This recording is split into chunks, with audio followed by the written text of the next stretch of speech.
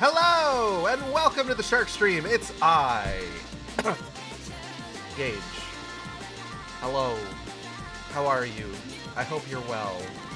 It is Friday, May 1st, the start of the new month. It's May.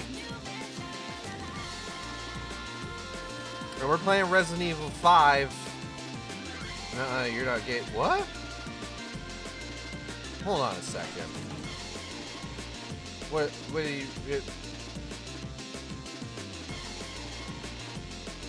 Hold on, my brain's been like fried these last few days from work. I need like 2 seconds to prepare to yes and this bit. Hold on.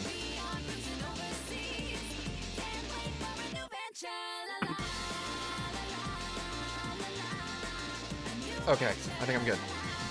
Nuh-uh, you're not Gage, you're Mage. Oh, fuck, you got me. I'm Mage, and this is my persona Macid mark. Gage and May. True. True. Oh, man. What did that make April? Gage-pril?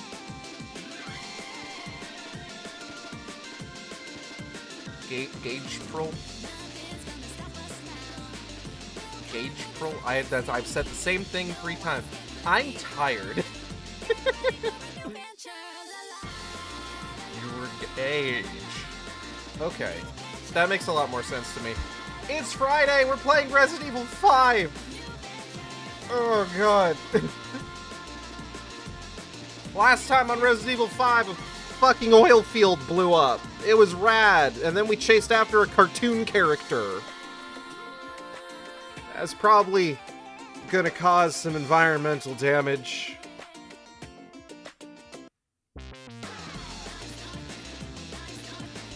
What's been going on? I've been, God, what is wrong with me today? I'm sorry, like I said, my brain's been getting, like, just fried from work constantly this week. Shell?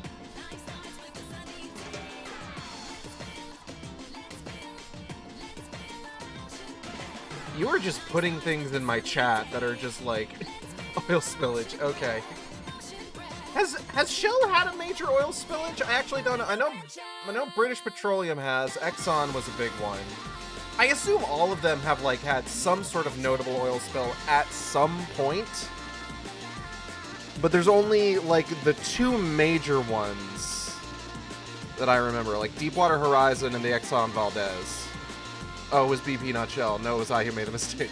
Hey, listen, as I said, I'm sure all of them have at one point or another, but like, there's been only, like, a couple sort of, like, major, like, reported ones, as far as I can recall.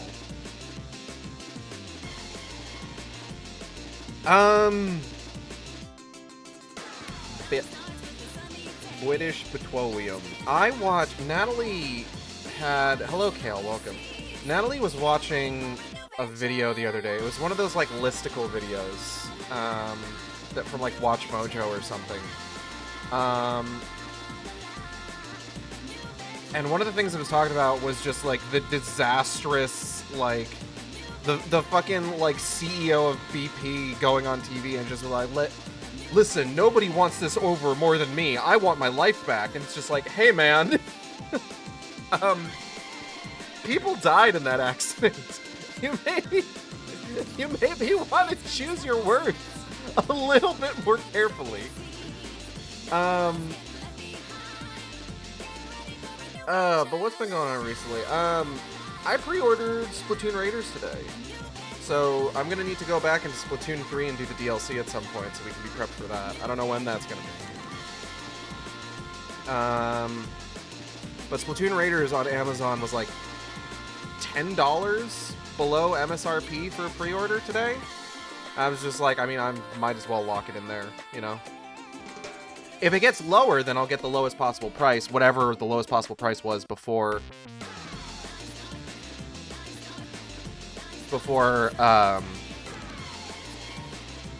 it gets shipped out. I gotta make a gross noise real quick. But it seemed like a good idea, at the very least, to lock it in at the price that it's at now. Bare minimum. Because, like, I don't want to, like, miss out on that and then, like, goes back up to MSRP. It's just like, well, fucking shit, goddamn, okay. I'm excited for Splatoon Raiders. Having, like, having a Splatoon game that has, like, an offline single-player / co-op focus is exactly my shit. Because I don't play multiplayer games. I'm not a big multiplayer guy. This is kind of the long and short of it. I've been thinking about other games to play on stream. I have so many things just kind of like in the backlog currently that is just like, I want to play this. I just haven't gotten around to it yet. Like, I bumped Creasel up a lot because I was enjoying the hell out of Bioshock 2, and I was just like, I kind of want to play something that's a little bit Bioshock-ish. And I heard that Creasel was Bioshock-ish. So, I was just like, okay, we'll go straight from Bioshock 2 into Creasel. But, like, I mean, I've got other shit, you know? Like, I'm gonna need to wait for File Explorer to come up here so I can tell you what other shit a little Bioschlocky. Exactly. Like, what other shit do I got on deck? I can still finish El Paso Elsewhere. I tested El Paso Elsewhere a couple weeks ago, and it worked. I was able to get past the hard crash. So at some point, we gotta get back to El Paso Elsewhere. At some point, we gotta get back to Sorry We're Closed. I haven't streamed, but I should get over my anxiety. Yes. Get over your anxiety now. No, I know that's not how that works. What else have I been wanting to get started on? Let me take a look here. Ooh. Oh shit, why didn't you say so? I'm curious. That's how that works. Let me see. I've got The Thing Remastered on deck, My Friendly Neighborhood, Myst. I can always get back into streaming like Lord of the Rings games because I've got the Lego Lord of the Rings and Lego The Hobbit on deck. I think part of the reason I put doing the Lego Middle-earth games on hold was in part because I learned that Lego The Hobbit didn't adapt all of the movies. It came out before 5 Armies and was never updated to include that plot, which is wild to me. I've been wanting to do Half-Life again. I've got that would be a PC game. I've got a couple PC games on here: Hollow Body, Pseudo Regalia, and a couple others I'll talk about in a second. Eat Lead: The Return of Matt Hazard. I guess I could play that. I do need to get back to Sonic 06 because we do still need to do the final story. The problem there was that my old save file didn't get transferred over from my old Xbox 360 to the new one. So if I want to get ready to get back into Sonic 06, I would have to play through the entire game again, which I might do off stream. I don't know yet. But today I was actually thinking about there's a couple series of games. There's a series of games that I have been wanting to play on stream for goddamn ever, to the point that I have like work in progress thumbnails that still use the old SharkStream logo.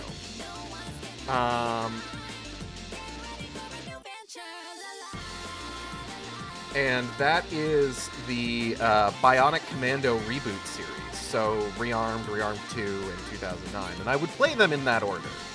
Because I don't think there's really a lot of benefit to doing it not in chronological order, you know? Like, yeah, I could play them in release order, but, like, I feel like it would be more beneficial, like, narratively, if we played them chronologically, and I could talk about, like, the comic that was released ahead of 2009 that gets into the details of, like, what sets up that game, because it's so weird.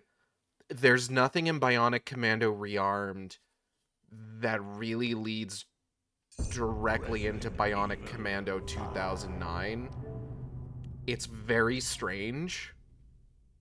They put all of the necessary backstory in the online comic. Very odd. But Bionic Commando 2009 is one of those games. It's just one of those games! Sorry. I don't know where that came from. Figures. Right. Moon. I wanted to show you Sheva's alternate outfits.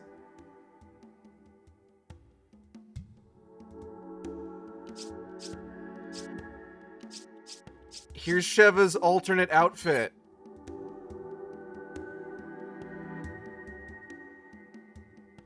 This is one of the things people side-eyed about this game quite a bit, actually.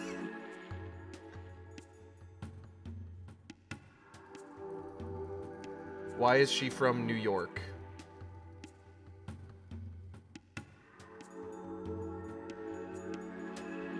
Wait, no, Jersey. She's from Jersey. You might need to explain that one to me. The body paint is diabolical.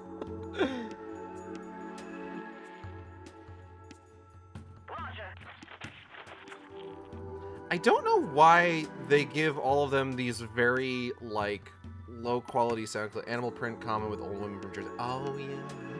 Okay. Gotcha. But yeah, this is, This is her alternate costume that you can get, that you can unlock. For comparison, Chris's is just his RE1 outfit. I think the body paint is absolutely too far. I'd side-eye that. There are other outfits. Chris got this Mad Max one. That one's pretty good. I actually do like this one. He's got this stupid triple-barreled shotgun. Sheva's is this, like, Red Riding Hood inspired one. Which, like, at the very least, the worst thing about this is just, like, it's sexual. It's overly sexualized, but, you know, even then. Genuinely, I think this is my favorite of her alternate outfits. It is pretty cute. Those boots are fucking killer. I gotta get my fucking persona drawn in this outfit. Chris also has this.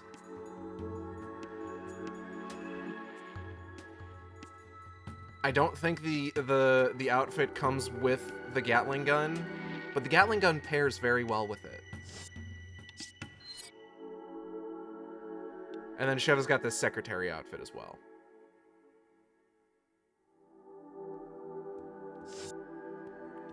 I could have sworn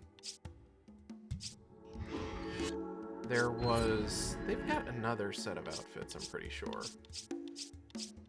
Don't look at any of the names here, by the way. Spoilers. Don't look at them. Don't look at them. Don't look at them.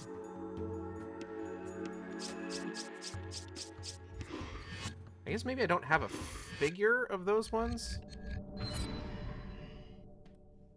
Really like the fairy tale outfit. She's so perfect. Sheva's great. I think I've talked about this before. Sheva's one of those characters that people keep being just like, when are they bringing back Sheva? Was it bonus features or was it special settings? God, I forgot the Sheva outfit is literally called Tribal. Oh, right. She's got a clubbin' outfit, too. Hold on. Let's see if we can get a look at that.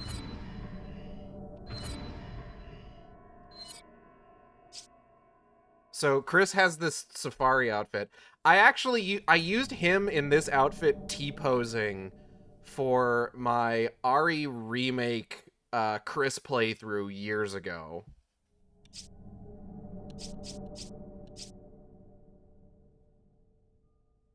Yeah, let's go ahead and just... And then Show's got the clubbing outfit, which, I don't know about the hair. I don't think the hair looks great, personally. But that's just me. That's exactly what clubbing Africans look like. This is so funny.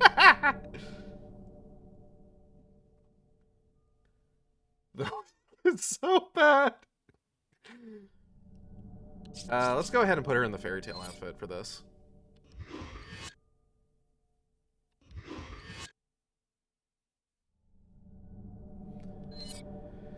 Okay, let's continue. So last time we got on a boat.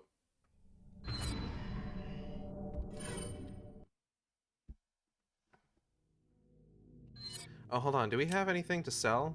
We do got stuff to we do got stuff to sell. There's things we can sell.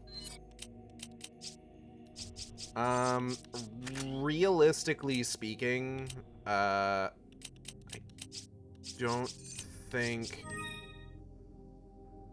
there's really... We don't really need guns, like, ready to go for this one, because I'm pretty sure this is just going to be, like, a turret sequence. Reasonably certain.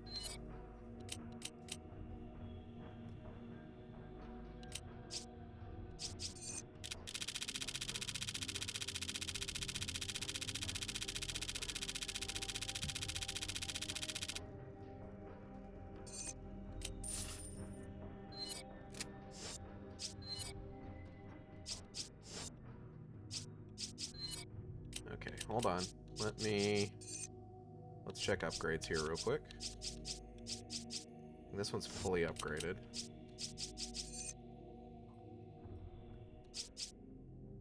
Could upgrade the capacity of this bad boy.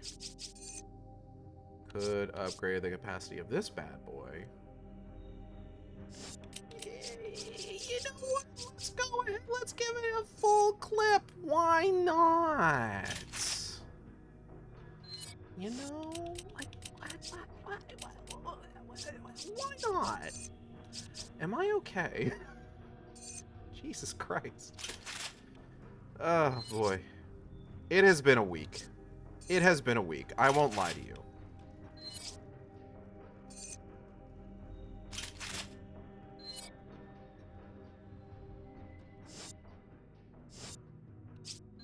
New buy. Okay. What's new?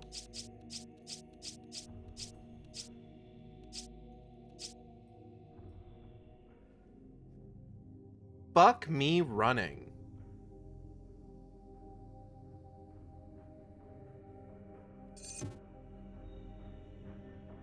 Starts at 2100.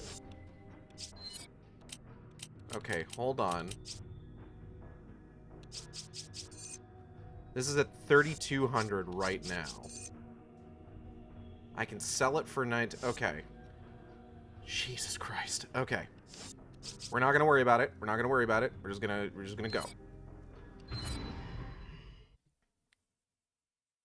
Yeah.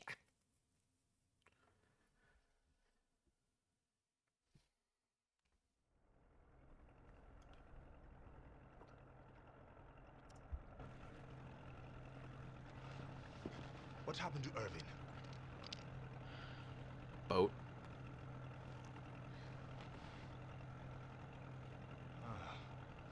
Well, he can't have gone too far.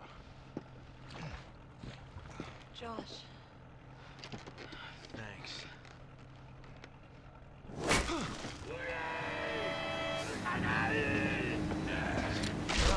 Take me later. We got company. Alright. I'm on it. Got you coming.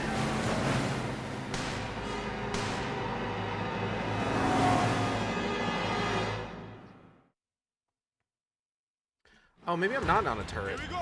Hang on tight. Okay. What?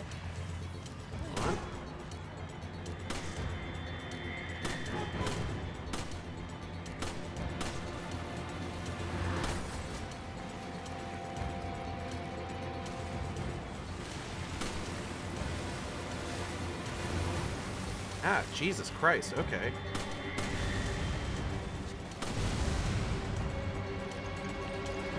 Alright, eyes forward, I guess.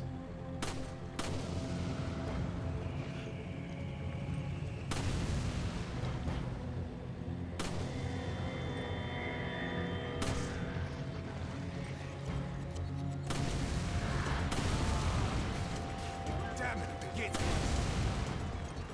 See what you two can do to keep it open. Oh, should I not be exploding everything?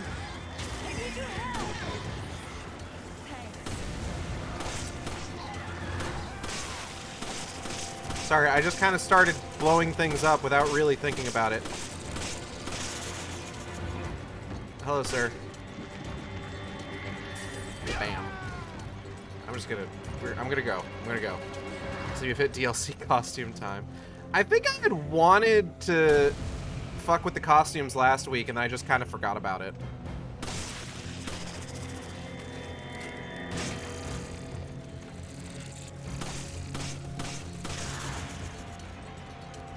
You know, as one does.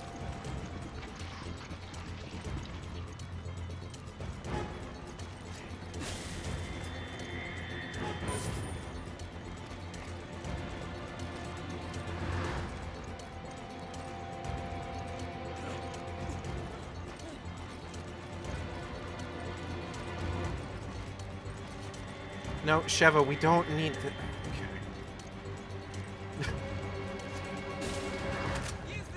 I don't need that. I don't need it, Sheva. Sheva, please! I'm begging you. You gotta stop picking up ammo for the fucking pistol. We don't need it. Shit.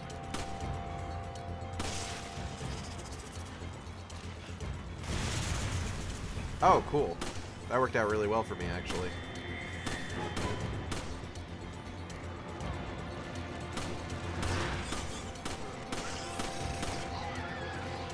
I have great aim.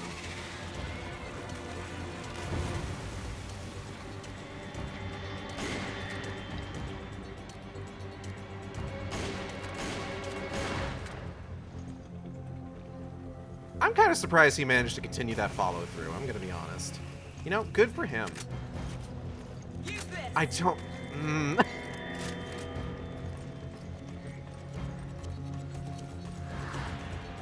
Sheva, sweetheart, I love you. What the fuck? Stop picking up the ammo, please. It's so unnecessary.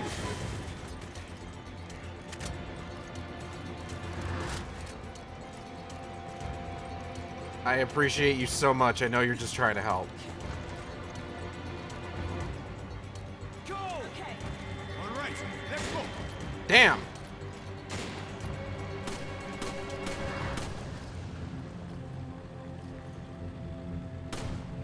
Get down! Oh, duck. Another fight! Get down! Oh.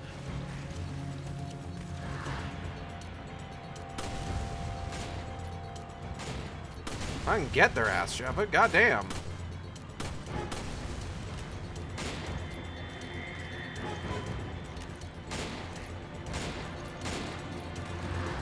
Jesus Christ.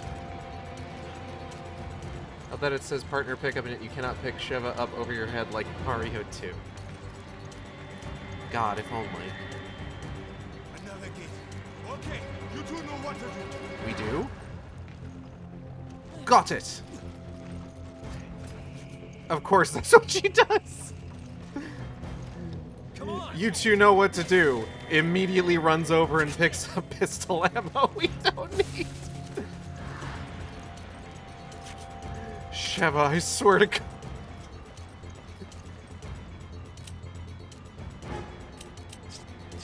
I have to get rid of it. I have to get rid of it.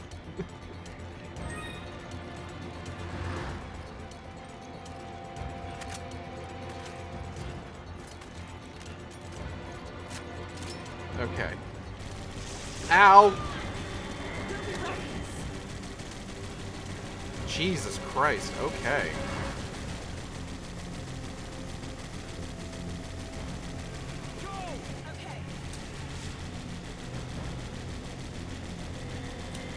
I should probably just go ahead and use this.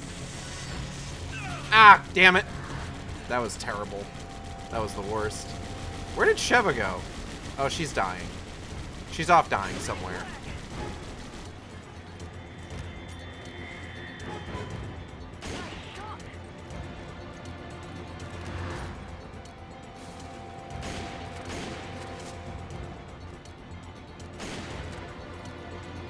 Actively getting shot as you heal. Yep. Hold on. Got him. Oh, hey. How's it hanging? You doing okay? Feeling alright? Feeling good! Feeling good! Sorry. Oh, you picked up that red herb. Yeah, can I get that actually? Take this. Thank you.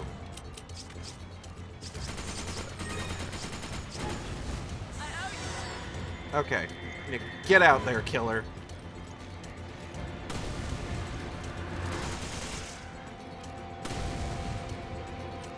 Oh, shit. There was a guy behind us. Never would have known he was there. Thanks, Sheva. Oh, shit. Good work.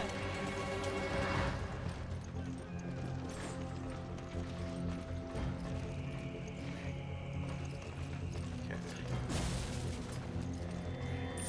Cash money. Hold on.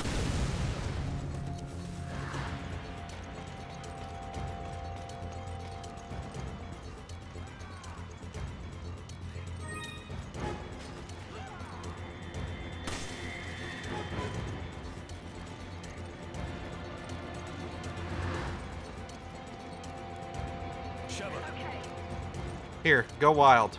I know you want to.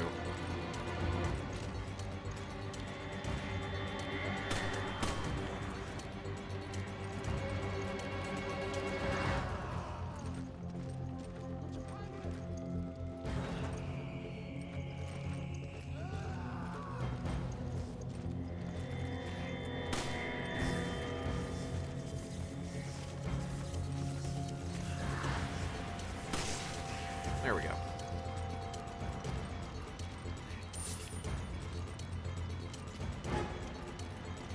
Alright, so she'll just deal with that. I'm sure she'll be great.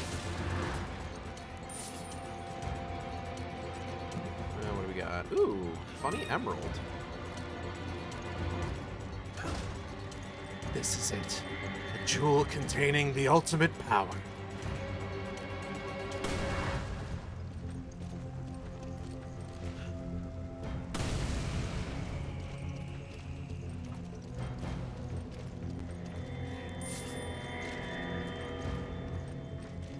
Ultimate power to be his friend.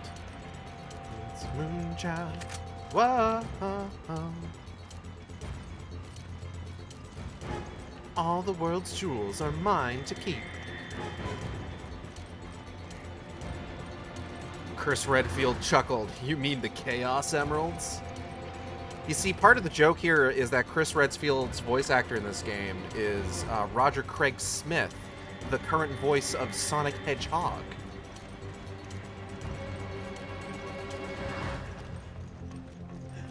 Child control? Oh, like Moonchild. Okay. Hold on. I'll get the other lever. I don't think she actually ended up shooting anybody with that. I'm gonna be honest.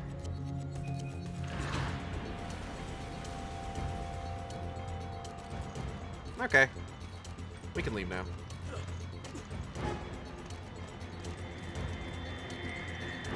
Come on! Roger. We might actually be in trouble. I think there's new dudes. Thank you. Oh, fuck.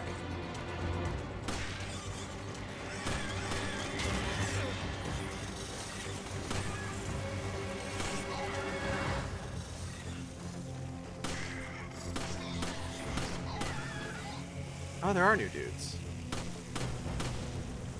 Fuck, okay. I will admit, I was trying to hit the stick of dynamite in his hand. I had kind of given up on doing so when I fucked it up the first couple times. Man, come on.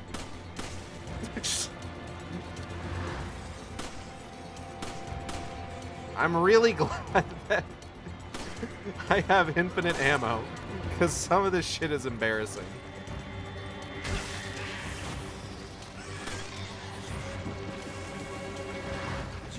Okay.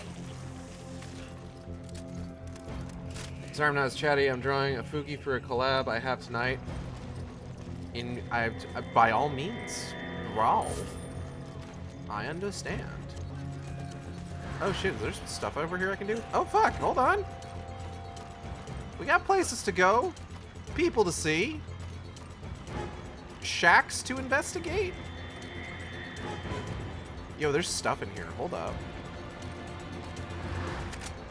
You grab it. Roger.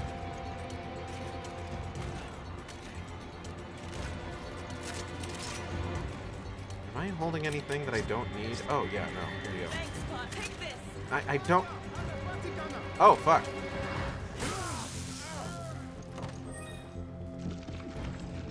Hey, could you get that guy too?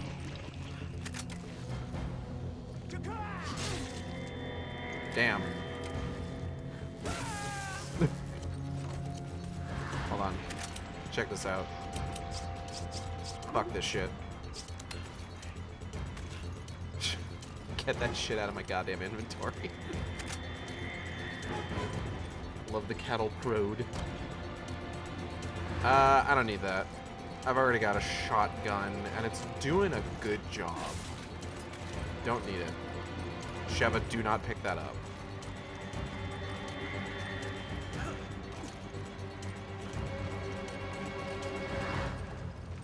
Sheva, do not pick that up. Challenge. Ooh. That I will pick up, though. Oh. What was that? Hey, nice.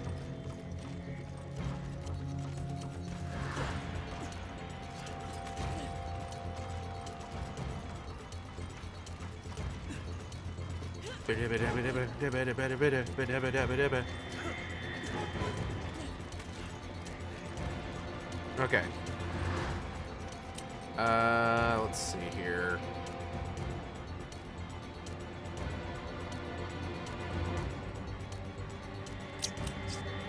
Exchange for that.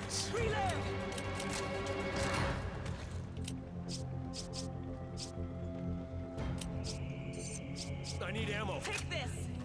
Okay. Woo. Okay.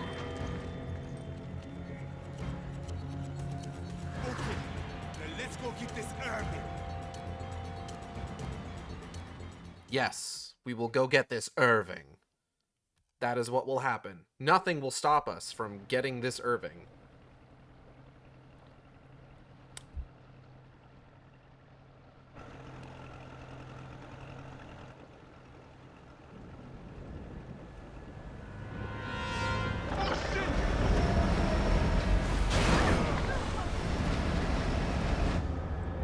Irving up on the boat, like, just like, did we just hit something?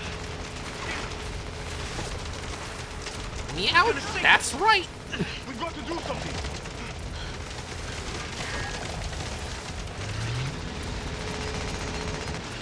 We gotta get aboard that ship. Hold on. Get ready. Thank you, Capcom, for giving Sheva safety shorts.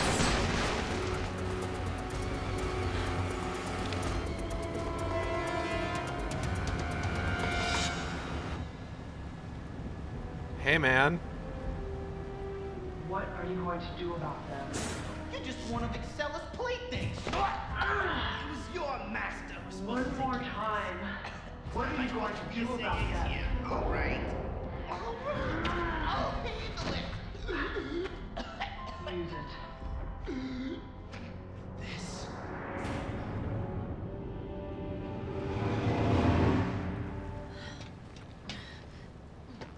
This is the...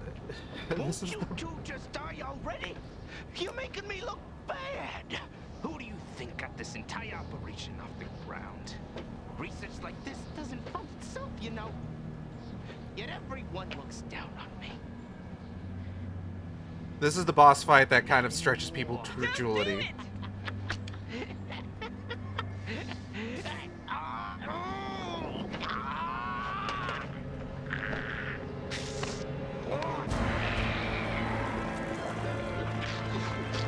He looks like a baby that got stretched into a man. Oh, he's about to stretch out a little bit more. I'm far beyond anything you could ever hope to become. I could ever hope to become? Conservation of mass is never obeyed in a Resident Evil game. True. Anyways, he's a big fish now.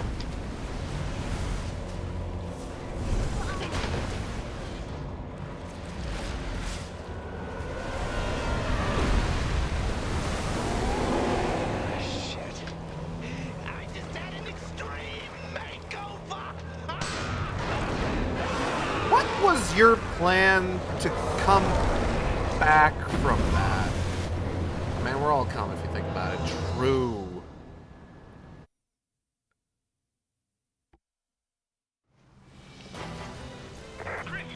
Like, okay. 9 times out of 10, a boss monster in a Resident Evil game is somebody who either is backed up against a wall. Like, if a person transforms into the final boss, it's someone who's backed up against a wall and has no other option. Someone who was already a monster. Or just, like, some creature grown in a lab, right? Irving... This is the one that stretches people's credulity for, like, this... Or it's somebody who's tricked into it, which we'll see later. This is the one that stretches people's credulity for the idea of, like, human character turning into a boss monster. Because it's just like... Man, Irving just kind of gave up on the whole humanity thing really quickly, huh? Like, he was admittedly being threatened, but, like, he wasn't, like, tricked into this or anything. They were just like, here, use this. It's just like, buh! And then he just does it. And it's just like, hey man, if you won here, what was your plan? You know? Status report. What the hell is that thing? Fish. Get out of here, Josh. It's too dangerous. We'll try to stop it. Just try not to get yourself killed.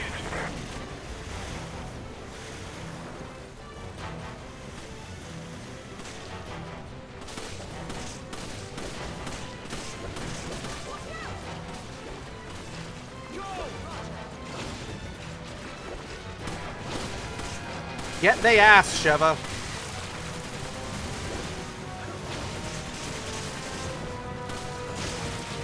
Damn, girl, okay.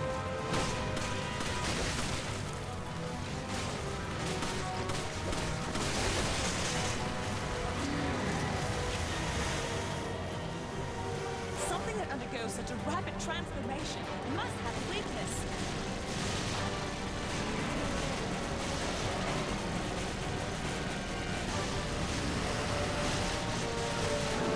Ow.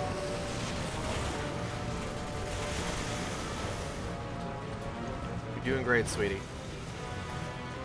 Oh, shit.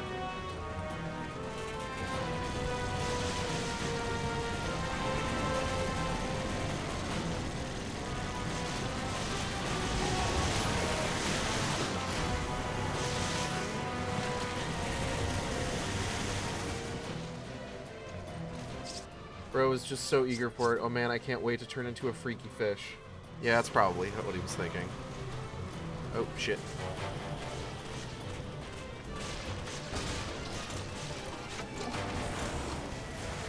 What, just one?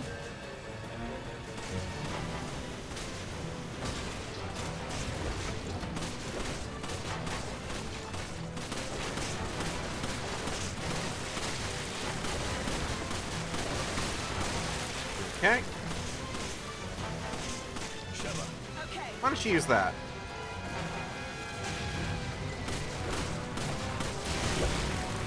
Yeah, that was a good choice on my part, I think.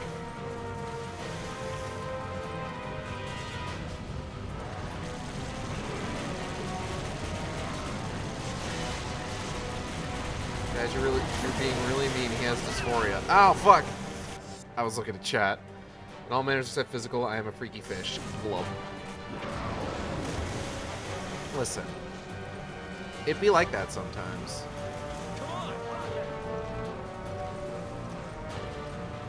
Alright, use this one. Okay. Okay.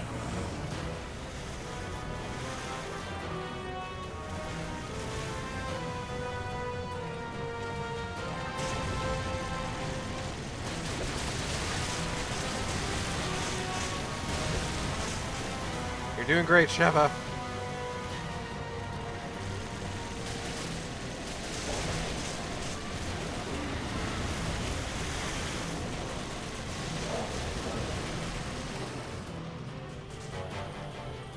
Come on! Okay. I don't know where he's gonna pop out next. Oh, shit. Never mind, here we go. There's the little weasel. Get his ass! Go!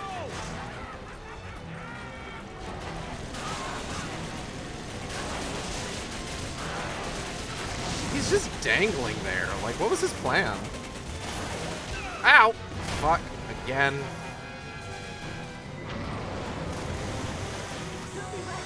Thanks, Sheva.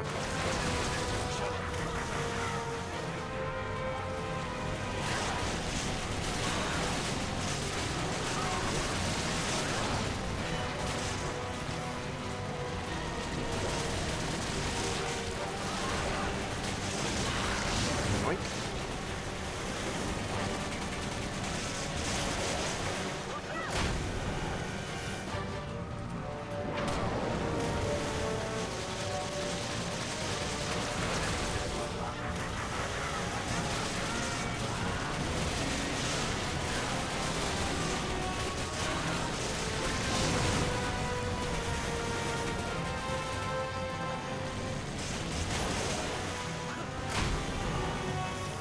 If I wanted to be completely logical, I think the idea is he thinks there's a way to turn him back. He might think that, yeah. There isn't, but it's possible that he thinks that. Because he's kind of an idiot. He's essentially just the, like, one of the major, like, money men. One of the guys, like, coordinating the financing. The financing.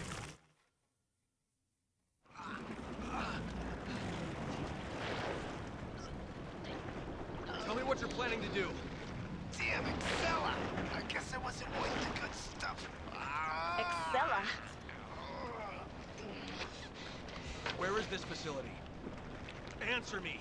What is the Ouroboros project? You say, yeah. Wow, you two are just on top of everything, aren't you? The balance of the oil is changing and you're completely oblivious to it. What's changing? What are you talking about? Is it the Ouroboros project? Is that it? No one can stop it. Ouroboros is about to change everything we've ever come to know. Chris? You're Chris. What's so funny? How do you know about me? All your answers are way ahead, Chris. In that cave. If you can survive long enough to get them. Italian's not so bad, but it's not gonna change anything. You're still screwed! We're wasting time here. Chris.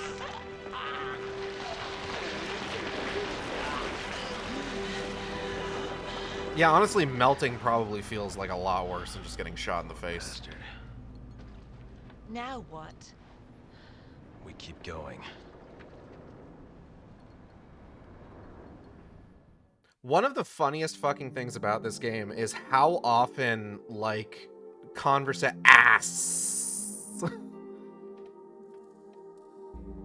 Ass. One of the funniest things about this game is how often, like, the conversations end up being the bad guys are holding all the cards. Chris and Sheva don't fucking know a goddamn thing about what's happening. they're still managing to fuck up all their plans.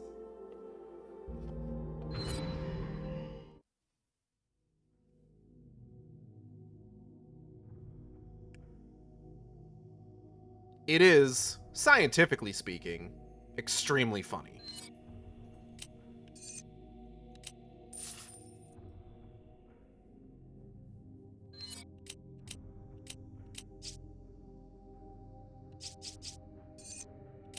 Maybe the plans are just bad. They could be bad plans. We don't know. This is true.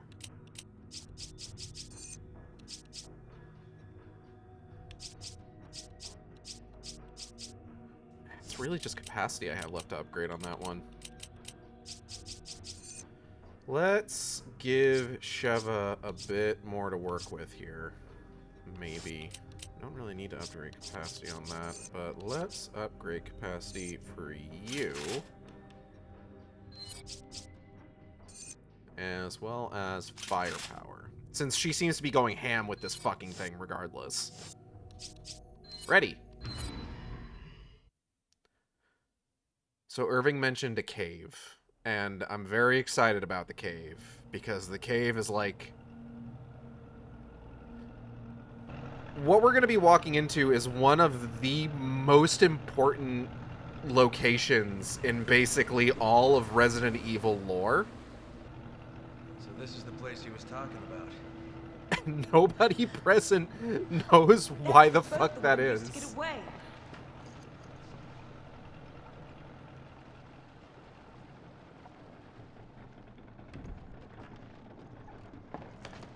So, you two are really going to go through with this? Yeah. Yes.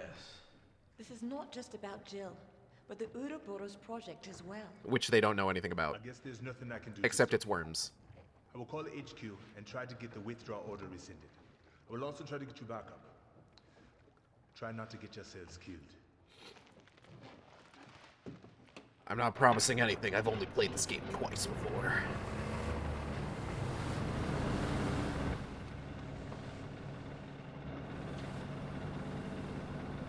Okay, bye.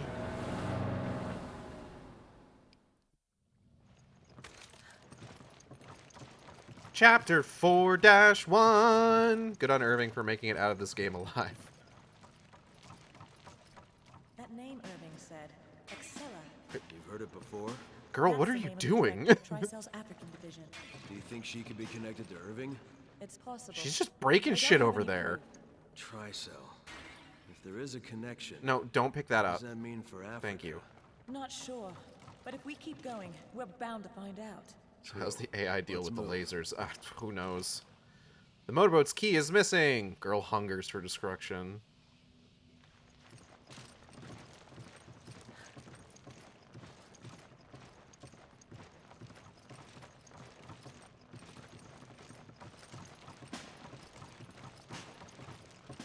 Do not pick that up. You don't have room to pick it up anyway, so, I mean, that's good.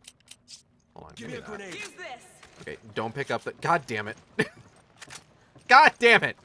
Stop giving me that shit! Fuck! There's a rib cage in that fire. Fucked up.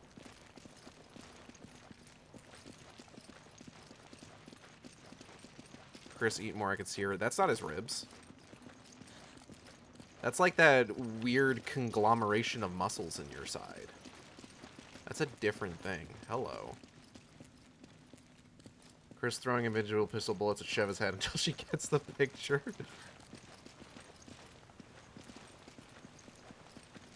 Ooh, we sliding. Look at that. Look at that. Look at that walk cycle. Oh, fuck.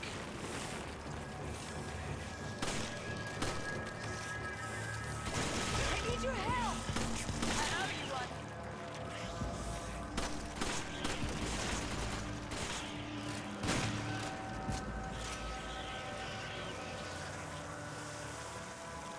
Those are called your intercostals, I'm pretty sure. Yeah, Capcom gave her safety shirts with absolutely nothing for the cleavage window. I mean, yeah.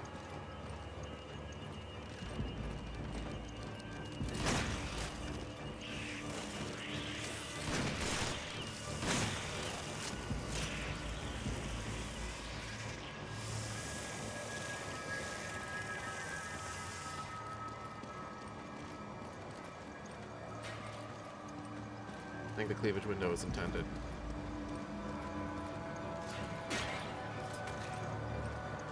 Showing somebody's ass, that's a bit too much.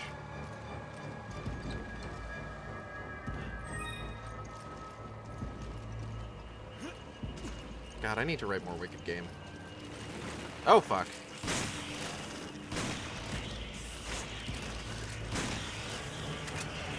I don't...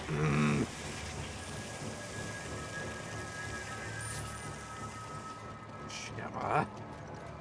Swear to God.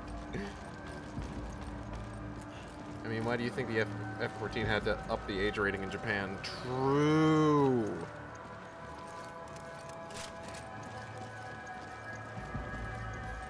Part of me wants to know what they can get away with now. Like, if they're gonna have the higher age rating in Japan anyway, just like, what's next for Final Fantasy XIV? The butt slider, obviously. Eventually. Henrine say fuck, but just once. Okay, hold on. I need to fucking get rid of this shit.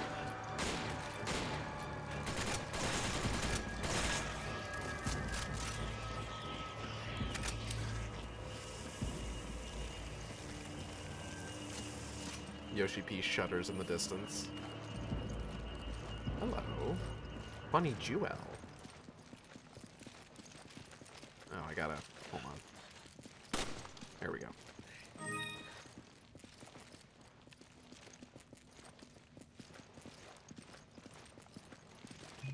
Alright, let's get in there.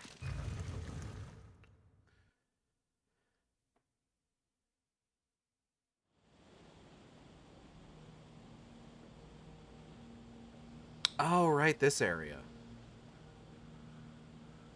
Right, there's like a light direction puzzle in this one. I forgot.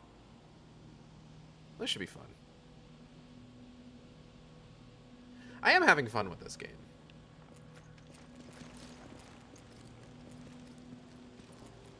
Because Resident Evil 5 had like... such a place existed here. Come on! Okay. Looks like there's been some recent activity.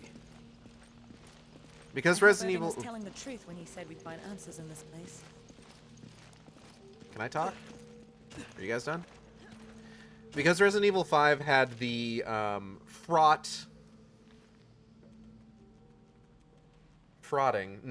the fraught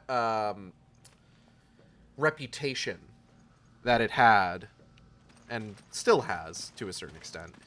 How deserved it is up for debate, generally speaking. It can be difficult to remember that this game is actually pretty fun to play. I wouldn't say it's like Resident Evil 4 levels of fun to play, but, no.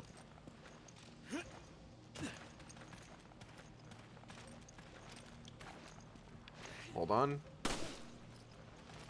Fuck that spider. Okay, don't pick that up. Sheva, if you pick that up, Sheva, I swear to God. God damn it, Sheva. What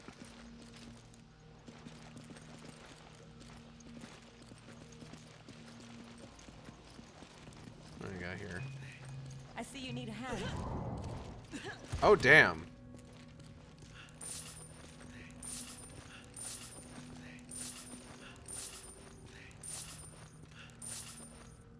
That it?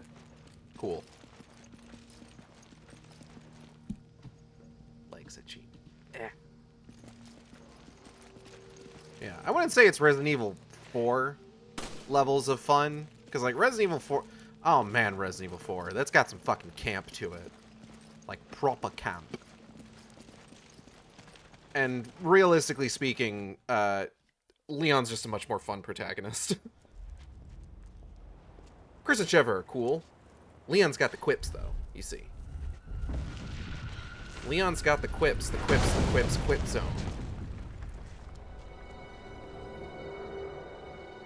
Leon, you got a yes and something! What the fuck am I saying?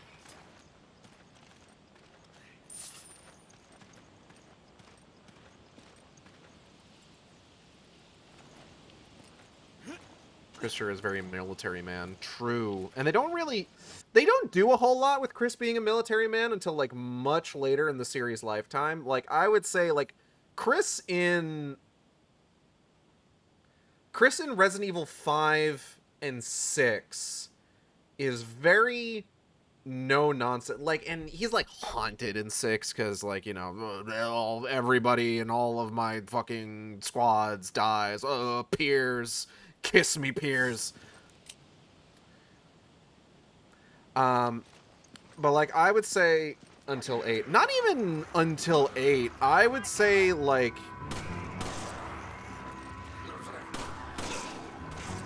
Ow.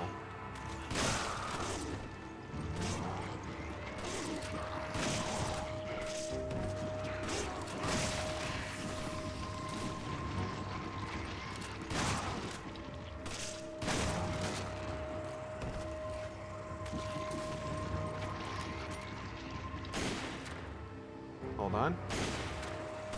Chris in Resident Evil Vendetta, I would say, is kind of like where Chris starts getting the most interesting.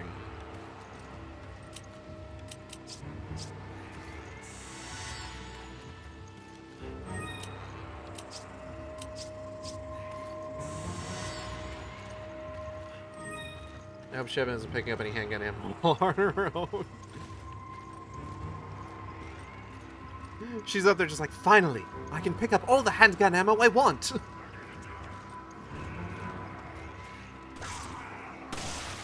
Oh shit. Excuse me, sir.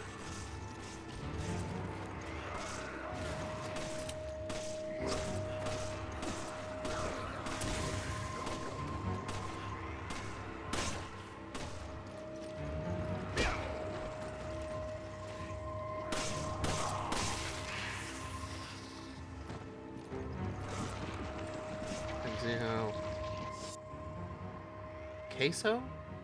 Like the cheese dip? No, I'm pretty sure that's not how it's pronounced.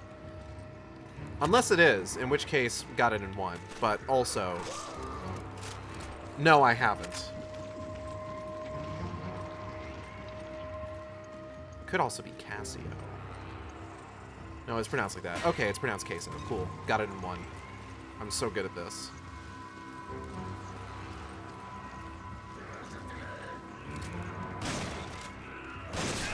Ow! What the fuck?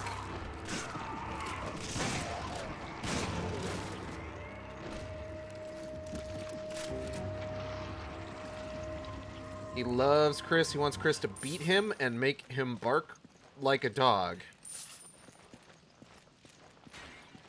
You know what? I respect it. Oh, hey, Sheva. Hey, can you give me a grenade. Take this. one of those?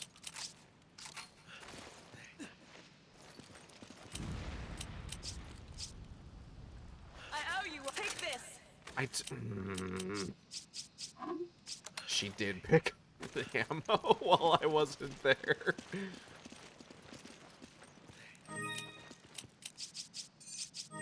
Okay.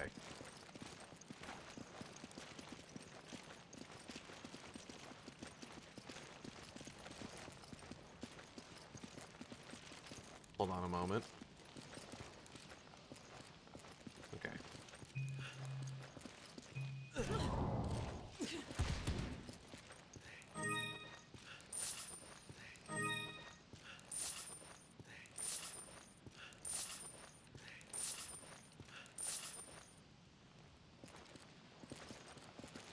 So there's another, guys, my cat's here. Say hi to your cat for me. We're rich, mushroom. We're rich, mushroom. We're rich. We're rich.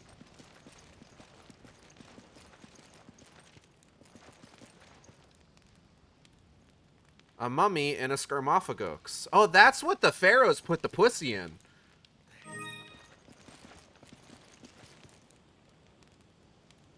Ooh. Thanks, partner. She said hi. Yay.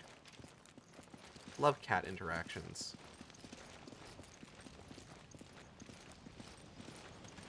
Pharaohs fuck better because they put the pussy in a scarmophagogs.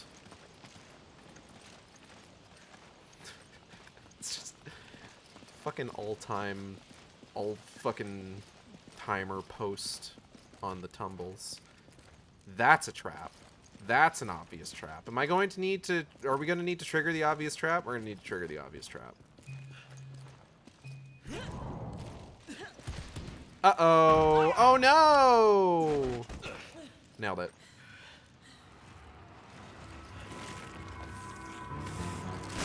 So I mentioned that there was another game series that I really wanted to... I was thinking about playing.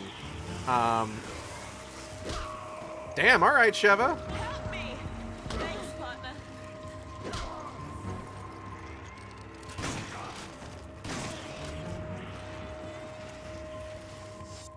And it's a series that I would say people have probably, like, heard of, nominally speaking.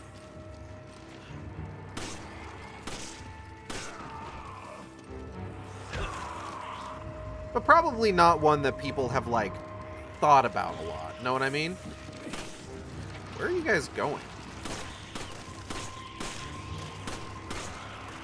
Oh, fuck.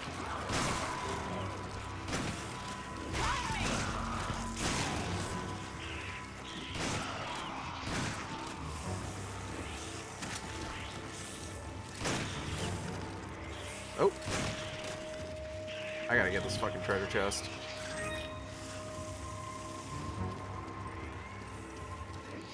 Take this. So back in, like, the late 2000s, right? Okay, let me preface this, let me preface this a little bit more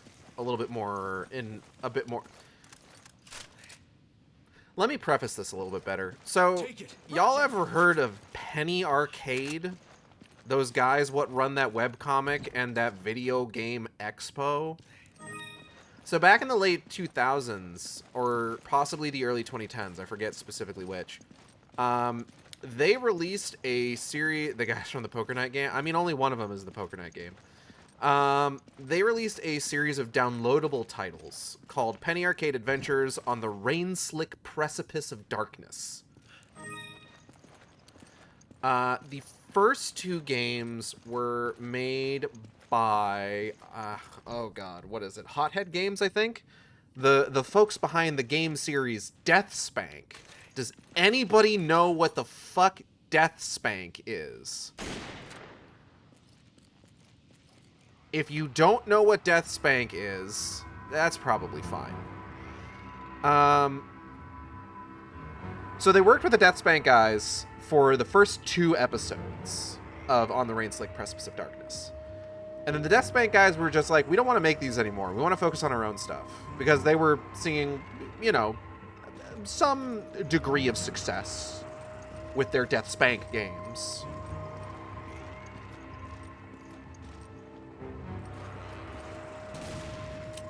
Hey Sheva, can I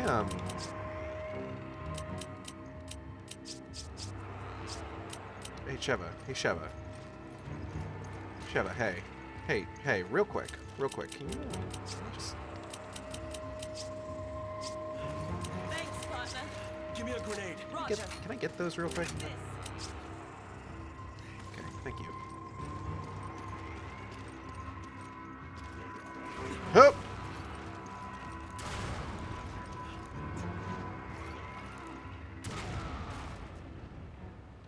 Here you go. Thanks, partner. I will go ahead and take those. I need ammo. Use this. Hello, AK4. So,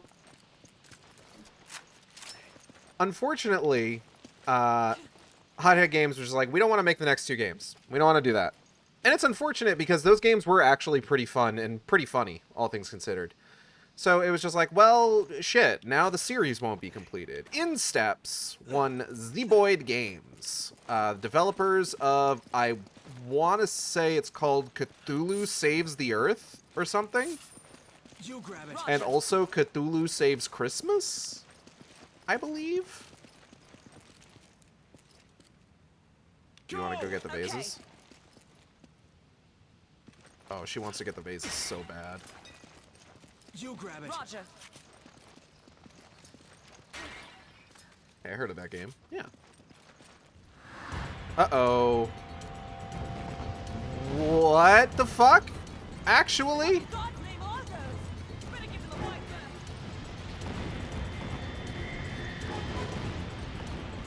gun. Yeah, I mean, you don't want a narrow berth.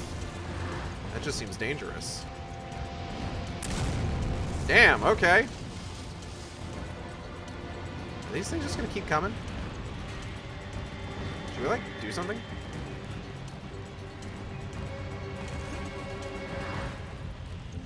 I was just playing some Metal Gear. I did not realize how much harder the MSX version was compared to the newer versions. I love it. Sheva, look out! Balls!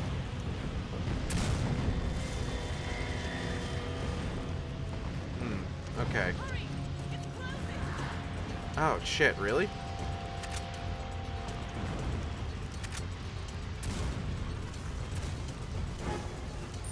You know, it's fine. We'll get it again. We'll get it again.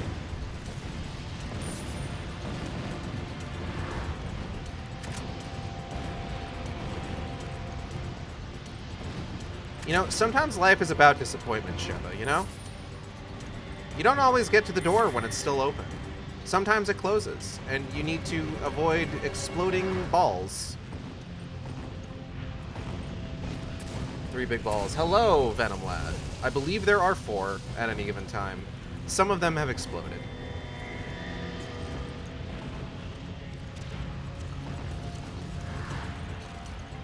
Alright, let's go.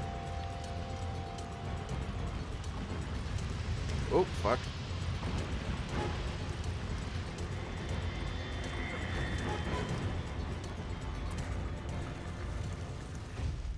Woo! We did it. I didn't know you could move so fast. I did. Never doubt me again.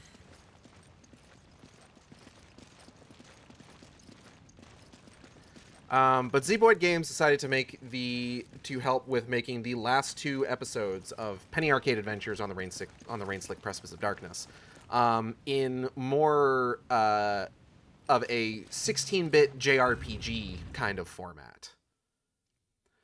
Now, I've played the first 2 Rainslick Precipice of Darkness episodes, but I've never played 3 and 4. And as I understand it, the change over into, like, a 16-bit JRPG format also comes with, like, a changeover in the plot to something of a 16-bit JRPG style plot, so things get kind of buck wild. But I've never seen it. And I'd be interested in seeing it. Oh, that's bad.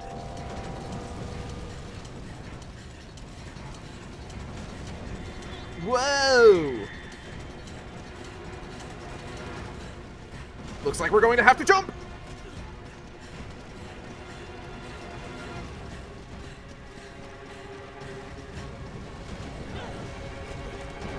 Whoa!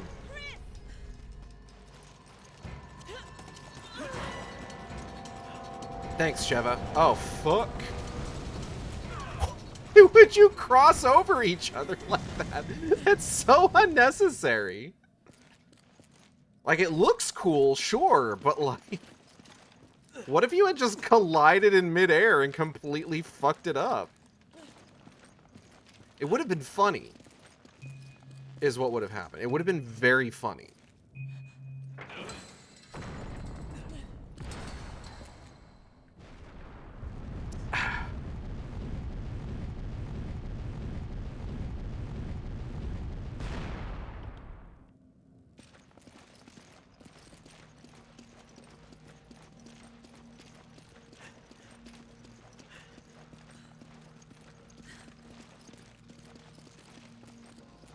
Will you wear wigs?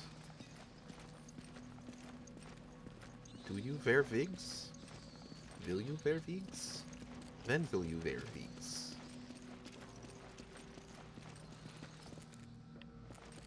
Okay. Okay.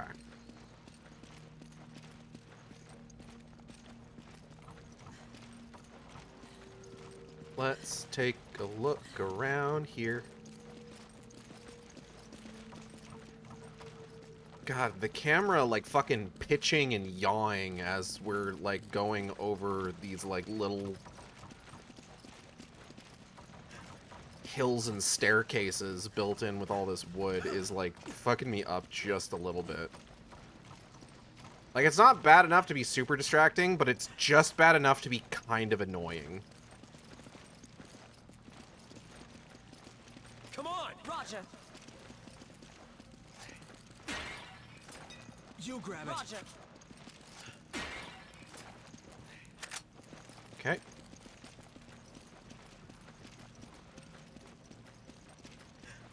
So how's everybody doing today? Hope everyone has been having a good Friday. Or if it hasn't been a good Friday, I hope you're taking the time to relax now that the day is done. Because that's important. You have fungus. My condolences? I'm alive. Sometimes that's all you can hope for.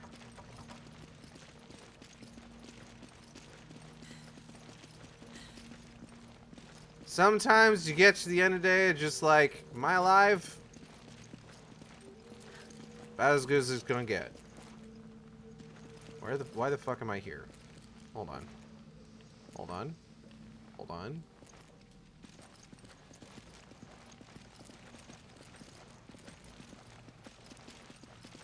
I'm anxious, but collab with Fun Game, I'm hoping will fix it.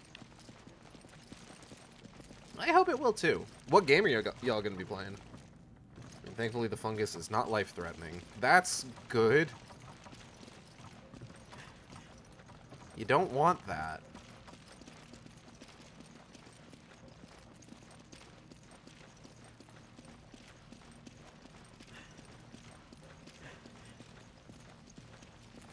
Alright, let's see. Let's go this way. Perhaps this would be a nice, relaxing puzzle room. That's a grenade launcher. We're not going to worry about that right now. Did you know skin can sometimes have too much skin and create yeast? Yes. As a matter of fact... Okay, hold on. Ah, I see. I see. Sheva. Roger. Get the other one. Okay, I'm gonna go do that.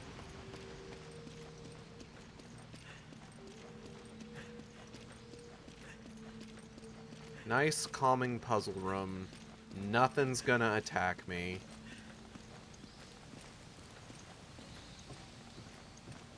We're just going to do a fun puzzle. And we're gonna have a good time while we're doing it. First aid spray.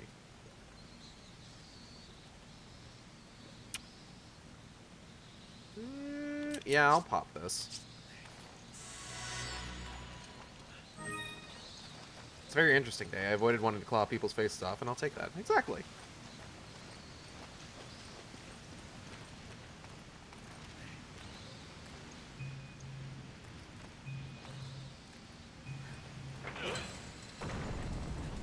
Jeff Ramsey, former member of Rooster Teeth and current member of Regulation Podcast, which Natalie and I listen to on occasion, apparently has this thing that he does at the end of every day, where at the end of the day when he's laying in bed, he sits with himself and he thinks, did I deserve to live today?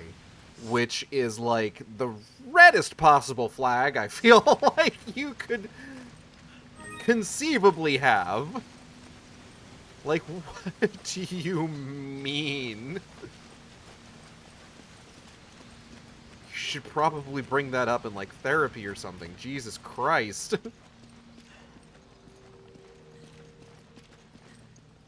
Like, when he explained it, it's just like, okay, I kind of get what you're saying.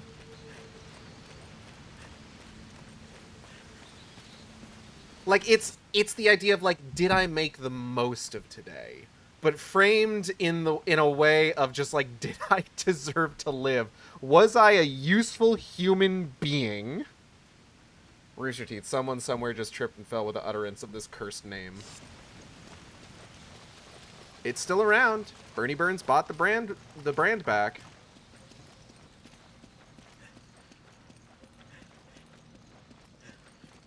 But it was a very funny moment on the podcast because, like, he said that and everybody on the call was just like, no, normal people don't think that. It's not a normal thing to think. What do you mean it's still lit? Yeah. Given his passive drinking and such, it makes sense he's very much a person who looks back on this time spent. 100%, yeah. And yeah, Bernie Burns bought back the Rooster Teeth brand.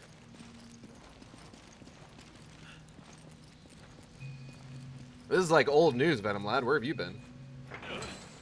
Not paying attention to Rooster Teeth news, clearly.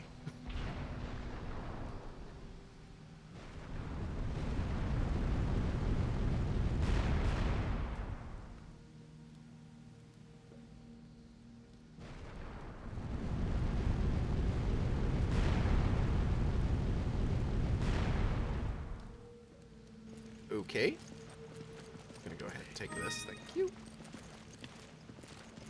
Alright, how are we gonna get back there? I suppose it's too much to hope that'll just kind of let me drop off the side here. Nope.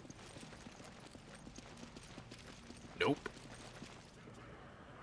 Oh no! My nice calm puzzle room! No, go away. Sheva, go get him.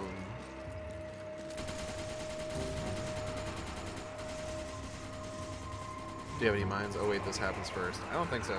Oh, shit.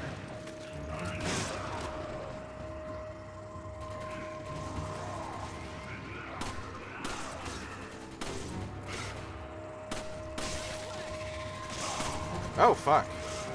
Thanks, Sheva. Bam!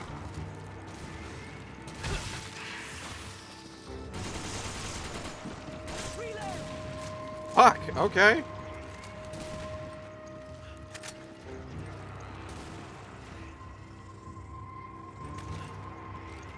Okay, hold on. Hello! Hi! Whoop.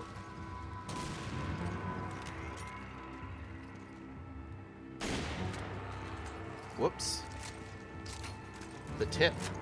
You see, the thing is, my lovely shark friend, if I don't like something, I ignore its existence unless someone talks about it on my timeline. It's a great way to avoid blood pressure raising news. Also, you rude.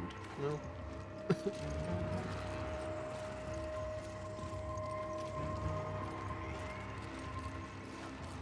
Oops.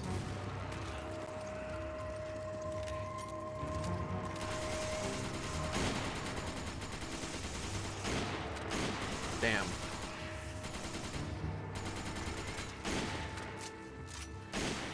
Got him.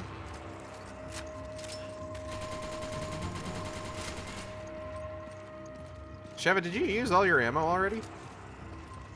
Fucked up. Oh, she got him. No, she got more. Cool, cool. Come on! Okay. Boom. Take it! Okay.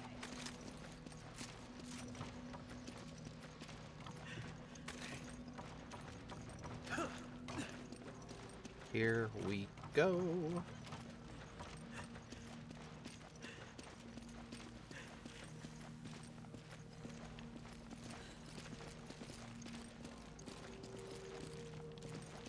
But yeah, it was in the moment kind of an amusing like situation of just like I thought everybody did this and it's just like no. Not at all.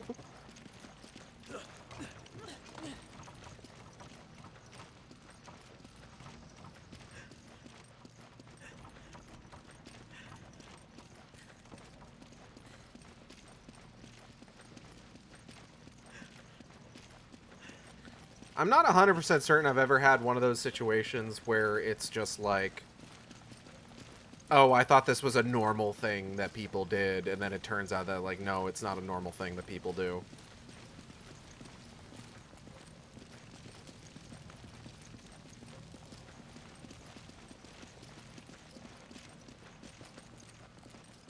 Well, there's maybe one thing, but I can't talk about that without... You grab it. Roger. Take it. Okay. Kale's ears perking up. It is funny how small the dissection of the marketplace is now. I've had that with washing twice in the shower.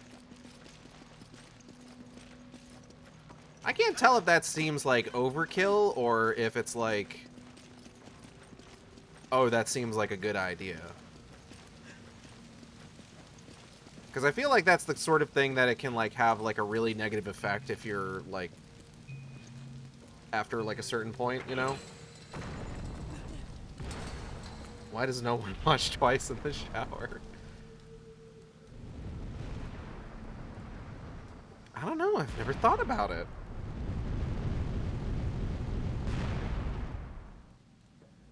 No, that's how you get the dead layer of skin off. Honestly, realistically speaking, I could probably stand to wash twice in the shower. If we're being so fucking for real right now. It probably would not be the worst idea. Sheva.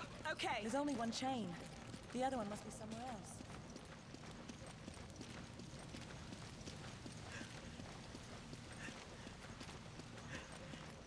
So you get the rag, lather it up, scrub the body, or rinse off, then you do it again.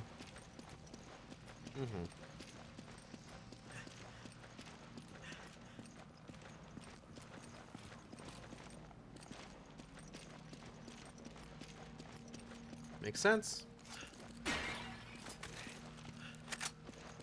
But it takes time. Yeah, but like, you know, sometimes I'm one of those people that really likes kind of a long shower, you know?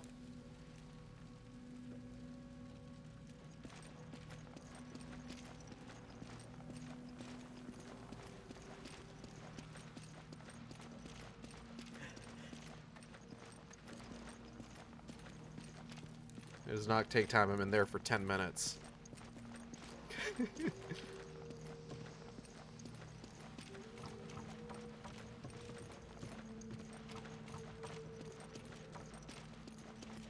I'm in there for sometimes 30 because I space out. I just end up liking being in the shower too much at a certain point, you know? Oh, hold on. I gotta run back up to Sheva. I'm gonna go ahead and give her the rest of this fucking sniper ammo. Why has nobody? The shark likes shower. What? What the fuck are you doing for 30 minutes and you only wash once? Enjoying the warm water. Generally speaking. I owe you one. Thanks. I'm just standing there, warm and toasty. Yeah. It just feels nice, you know? Most Caucasian conversation I have ever had. You know what? Fair.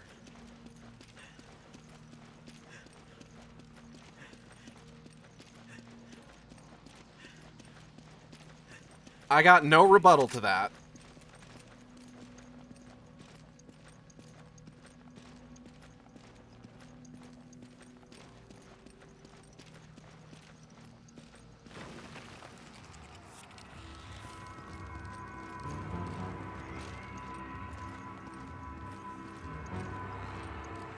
Go! Okay. Chevy, you should probably, like, take care of yourself. I need your help.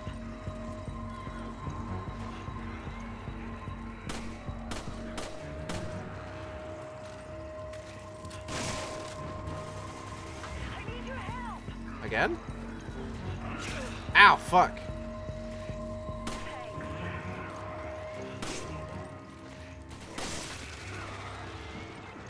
Reload.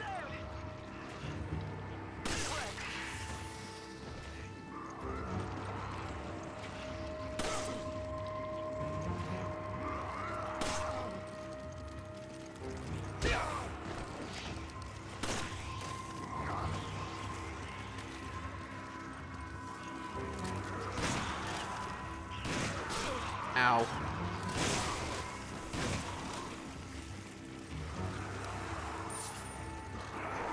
Fuck! Oh, this is bad.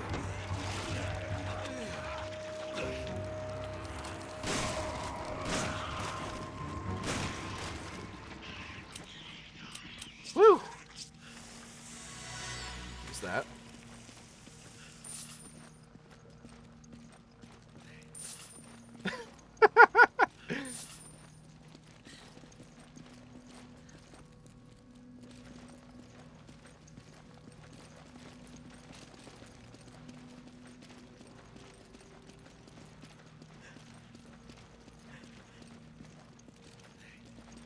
I'll get the other chain.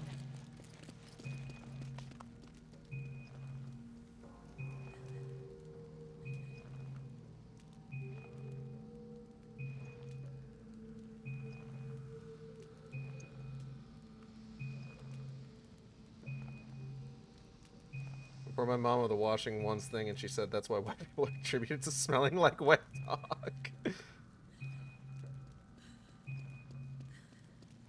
Admittedly, not something I've ever heard.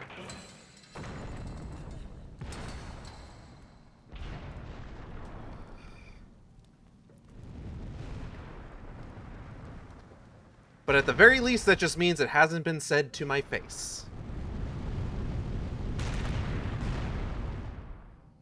In which case, I appreciate people being polite.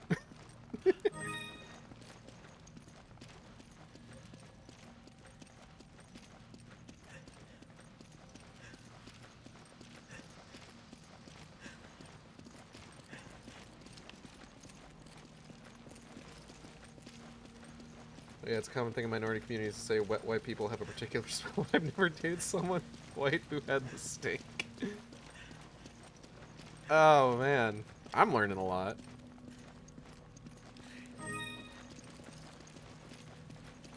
I'll have to ask Natalie if she's ever heard that.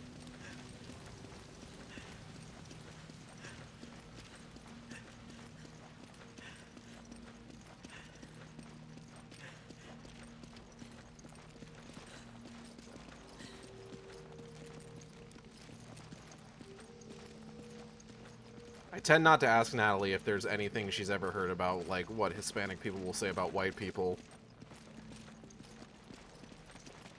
But man, maybe I should start asking. The steak I laughed a little harder than I should have.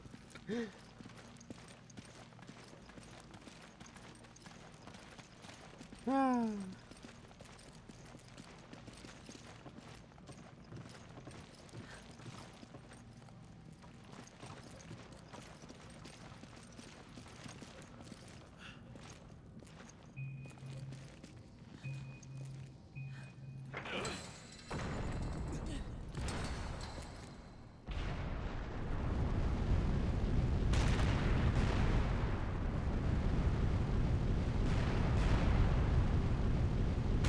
Moon believes in you, Lila.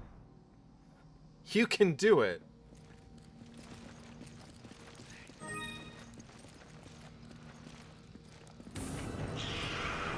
Oh shit, this thing. Hey, big guy. How's it hanging? Oh, God. Oop. Eh.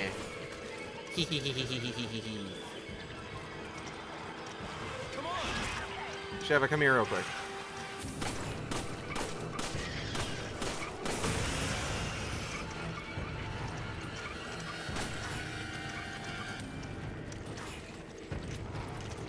Okay, that was the only one I had.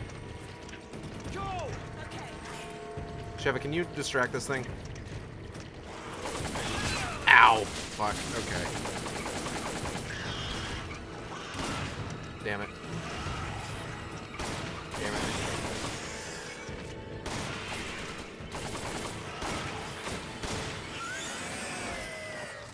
Okay. Whew.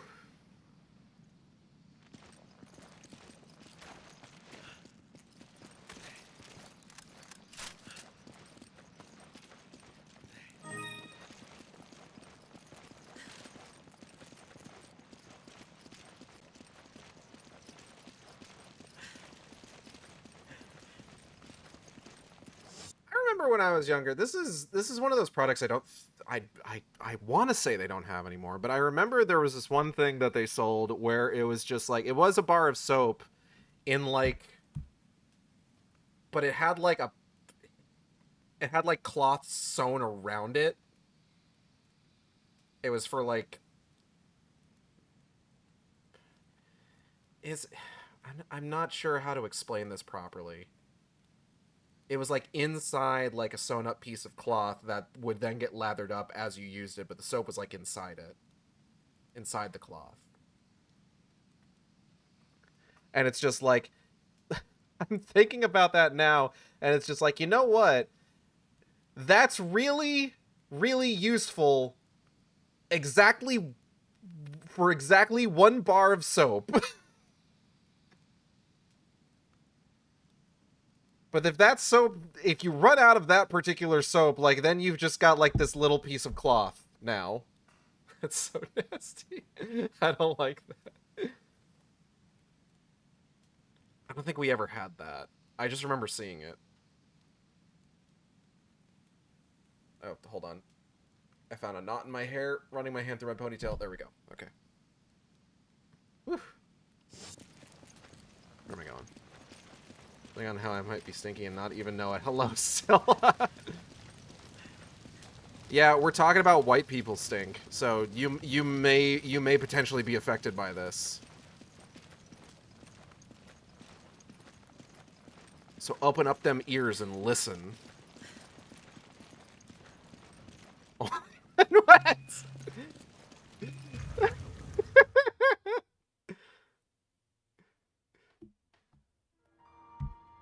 The preparations are almost complete. Then we can leave. Good.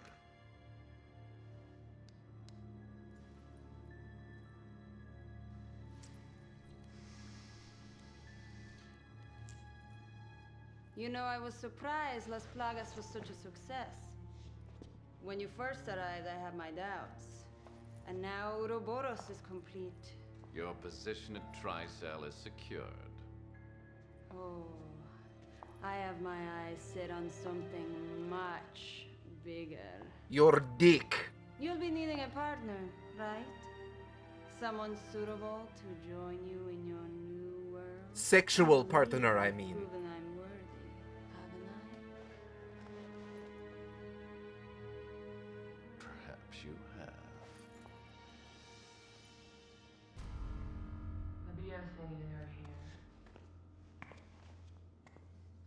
It appears your old friend, Chris Redfield, has come to pay you a visit. Do I sense concern? The plan is in its final stages. I will not tolerate delays.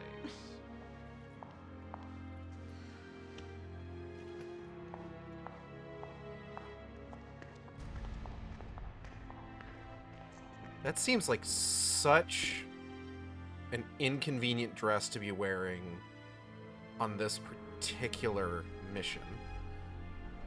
New superior breed creating a new world genetovirus. I was to become a god. That right is now mine.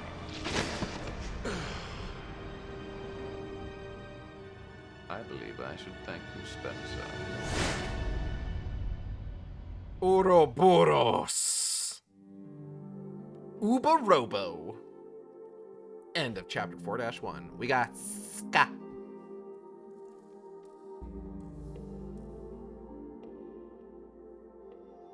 Okay, everybody in chat, calm down now. I'm gonna go ahead and switch off the outfits. I'm gonna go back to the normal outfits, I think.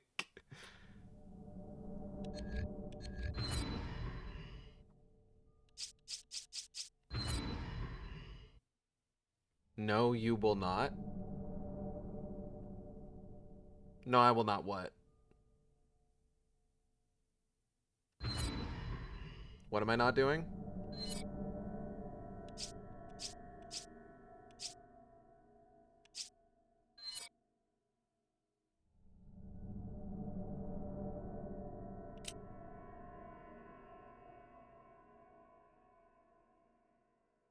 I want to do it. Oh. Push the button. Oh. Alright, you've convinced me. We'll keep Sheva as she is. Keeping myself ambiguous for the mystique of it all. Bear.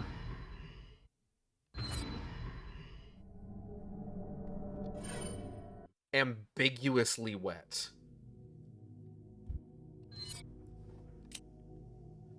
Schrodinger's moisture. So it just walks around sopping. Damn. Ooh, I can buy that Magnum. Hold on.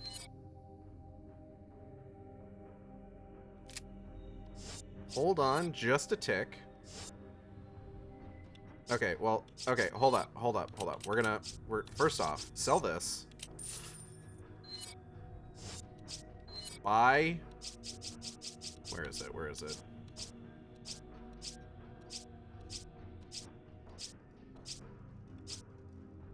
You.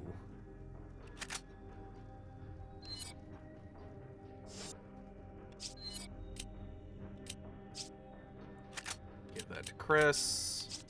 Move here. I like that it let me keep the ammo. Local bat mistaken for drowned rat. Did you know apparently they're looking to do a live action remake of Fern Gully? Which, like,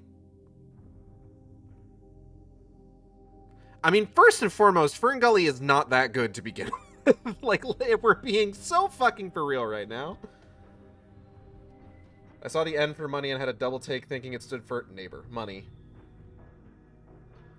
Okay, I see what you're using neighbor to replace, and it's probably a good idea. I'm reasonably certain I had to set up auto mod for a few certain terms. Not what it means, though.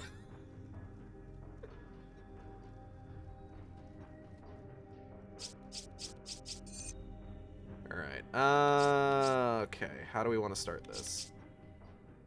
I feel like I just want to go all in on... Okay, how much is piercing? Okay, piercing first, then all in on firepower,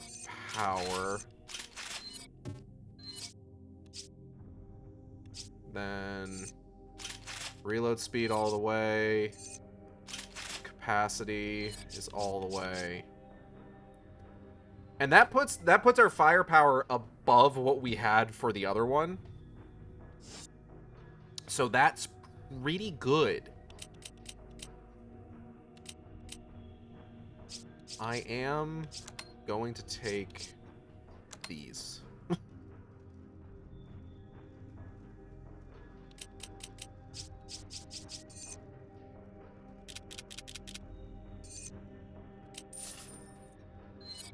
Okay. I think we're ready. Yeah, I mean, so, okay, Fern Gully wasn't that good to begin with. Like, if we're being so for, like, okay, there's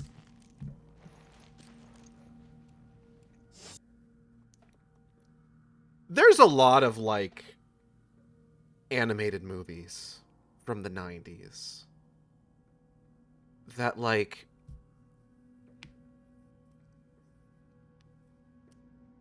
suck ass, right? And we like to pretend there's some of them have elements that we maybe pretend that are enjoyable, that perhaps we like to pretend the movie does not in fact suck ass for the sake of enjoying those elements. Tim Curry as a slimy, sultry pollution man. I'll give you that.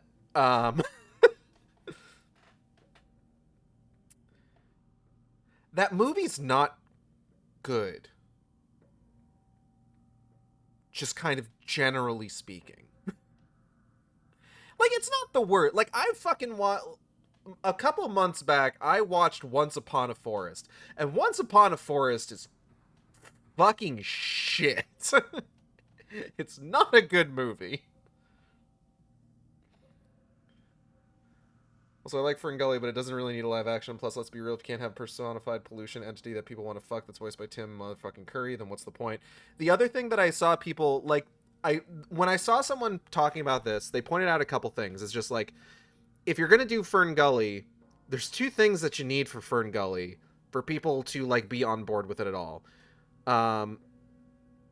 You need the slime, the pollution slime man. And you need Batty's rap. And the only people who could have ever made those two things actually work in context realistically was Tim Curry and Robin Williams, you know? Okay. So before we continue, I actually do need to be right back. So hang tight, everybody.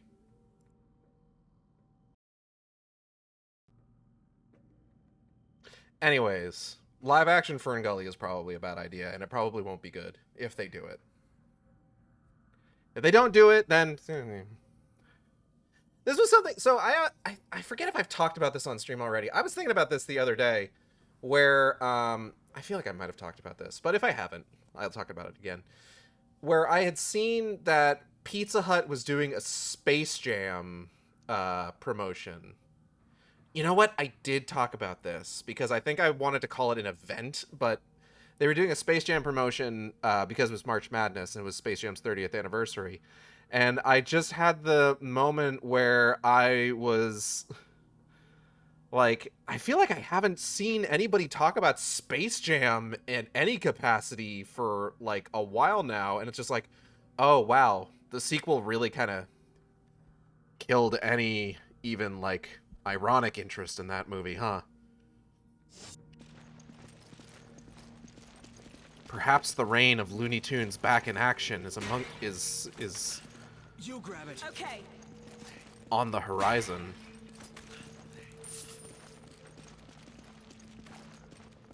PetSmart has recently started selling Space Jam toys. I have no idea why. Probably because it's the 30th anniversary.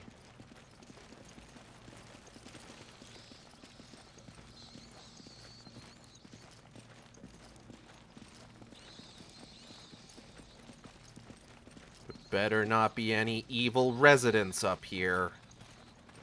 I'm gonna be so pissed if there is some sort of resident evil. It's been 30 years. Ugh. I was 6. I was 6 years old. Like, there's slots for 3 items. Looks like there's sluts for 3 items. Sorry. Sorry. I didn't mean that.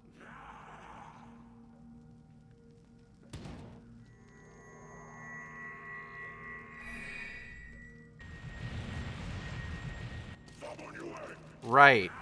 Lasers. Jesus Christ. Impressive. They appear to be focusing sunlight into a laser-like beam. Time for the healing rays of the sun, but without the healing part. Alright, let's see how Sheva handles this.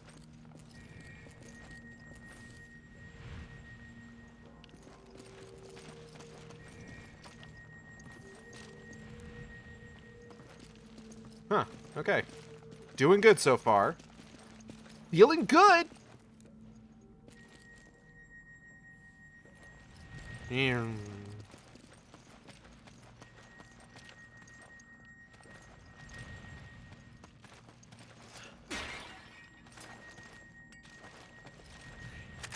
Take that. You grab it. Okay.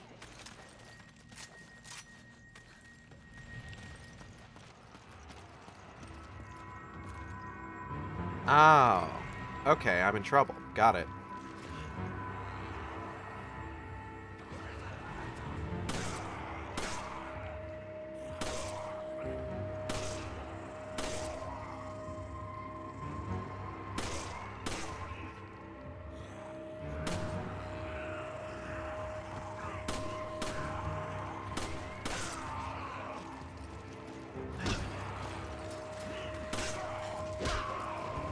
Damn, Sheva, okay. Oh, fuck.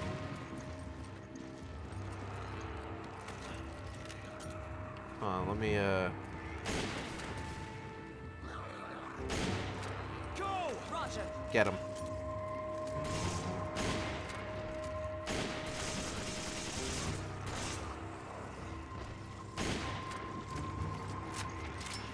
Come on. Roger.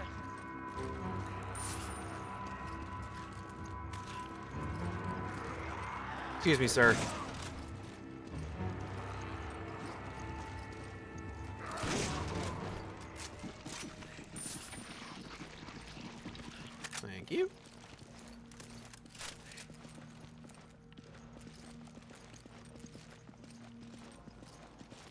God damn it, now I'm thinking about Once Upon a Forest again. Fuck.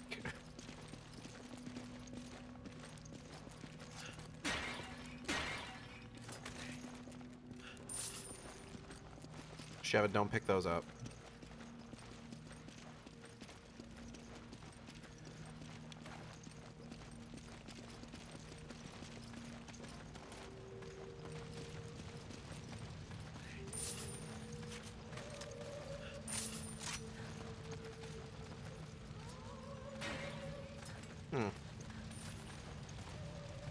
Ooh, sea emblem. You grab it. Okay.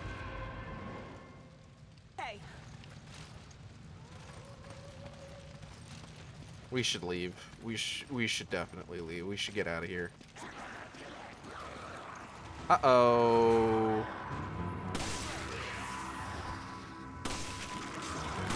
Oh. Oh, big guy, big guy, big guy. Ah! Oh, ouch. Okay. Sheva, we should go. Sheva, we should go. Sheva, we should go. Sheva, please. Sheva, get him. Okay.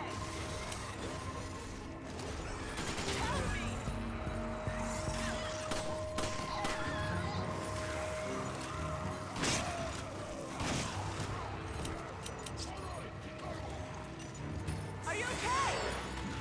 I've been better. Come on. Okay.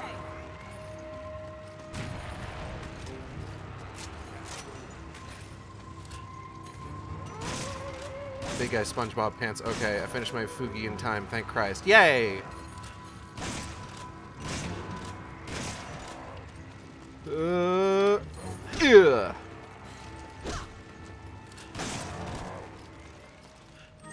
Thank you. I think that guy's gonna get back up. I'm reasonably certain. But I'm gonna be somewhere else. Okay.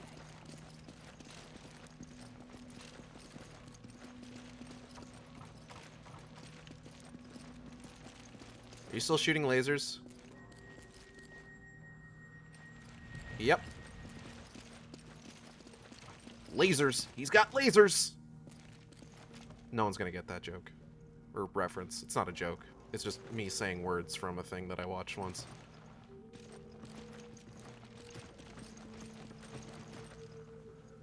Yeah.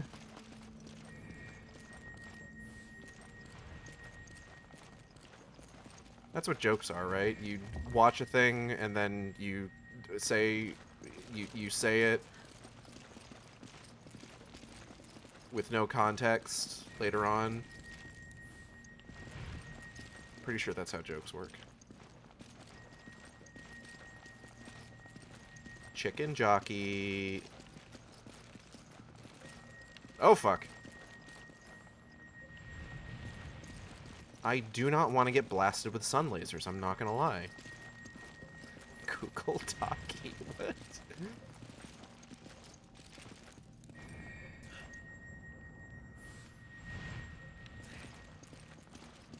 Ooh. Good job, Sheva. Woohoo!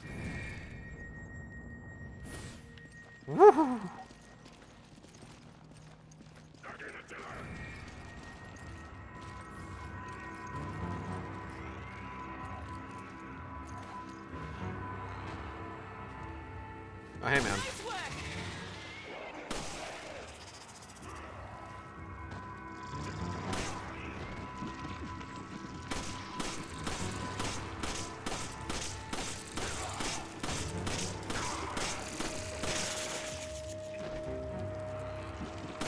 I keep accidentally hitting this guy in the face with my bullets when I'm trying to aim for the other dude, which is honestly very funny.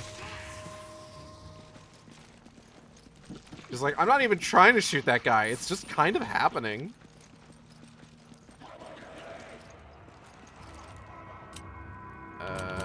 Sheva, can I get some of these? Thank you. Yeet. Oh. Ow.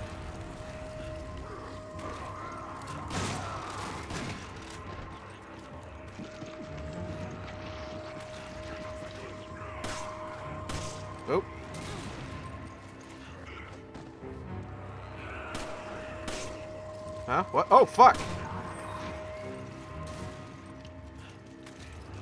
You need to be careful. Thank you. Nice work. Good work. You grab it. Roger.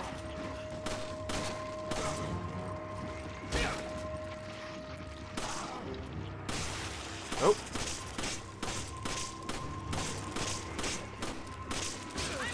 Ow, fuck. You need to be careful.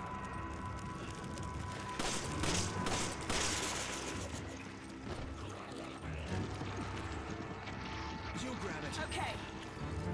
He'll be ready.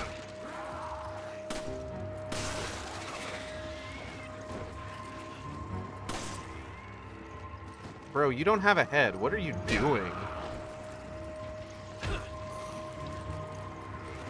Oh. Oh.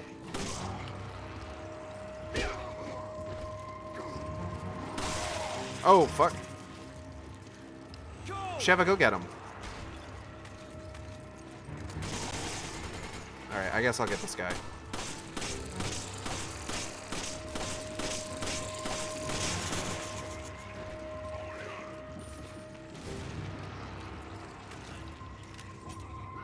Reload.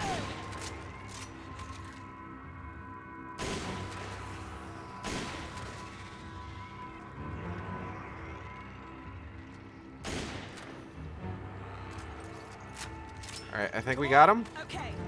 I think we're good. I'm like shrimping up, Jesus.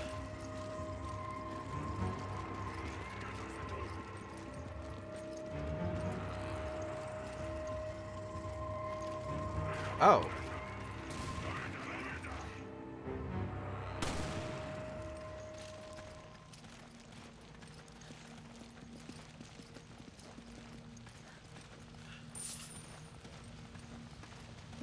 Take it.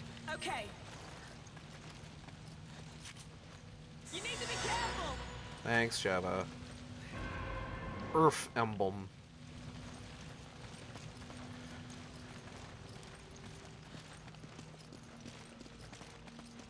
The emblem of Earth.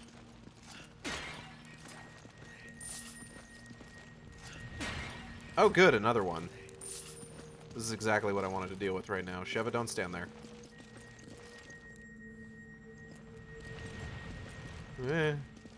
Jump down. Oh, shit. Yeah.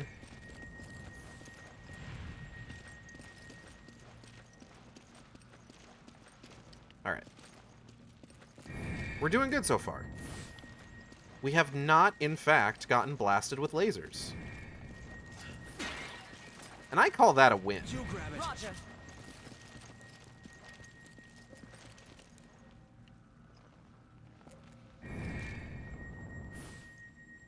Okay.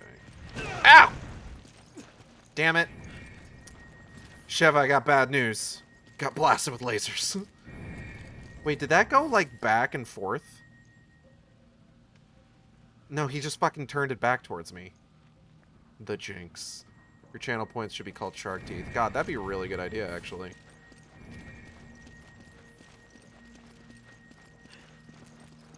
I should think about that.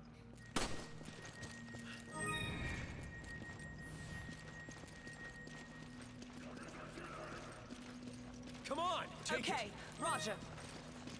Are you okay? I'm doing better. Ooh. Ooh.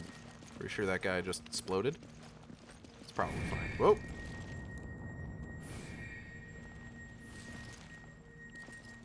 Where is this? Hold on. Have I been down this way already? I'm trying to figure out where the fuck I'm supposed to be going. Hold on. I think we want to keep going left here.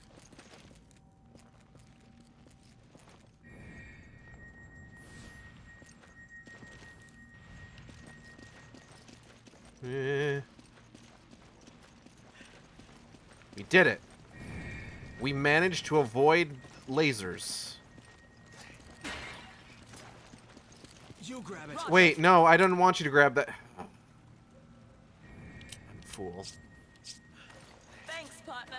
Don't give me the handgun ammo, please.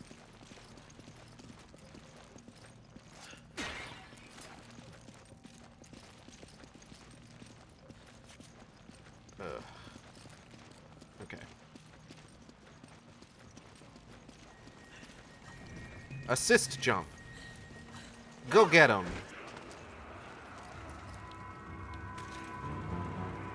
Oh, she's immediately in danger. Go!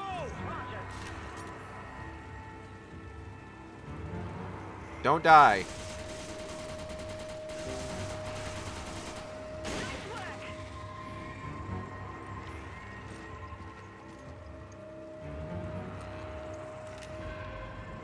Oh, she got the sky emblem.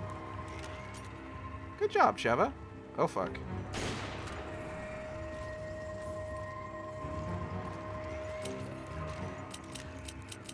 Hey, can I get those? Use this. Thank you.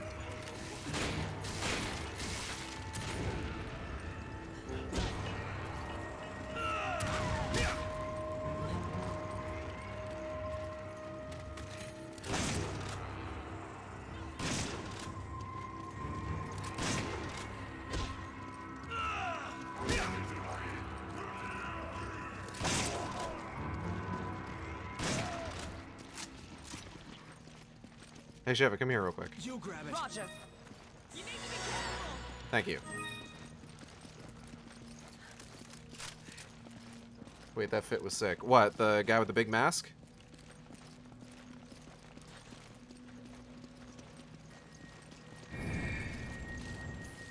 The mask is bulletproof. Which is, you know, good for him. Little frustrating for me, but, you know.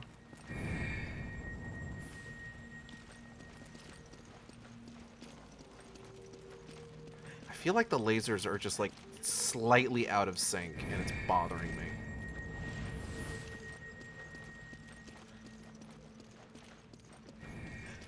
Oop.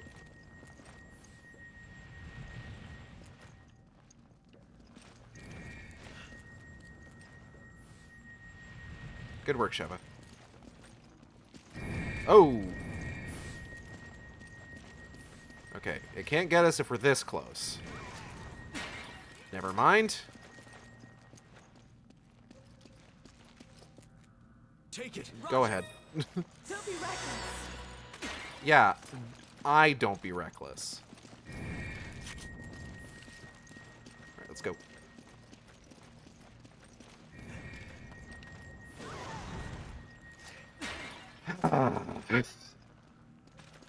Come on. Okay. Take it. Roger.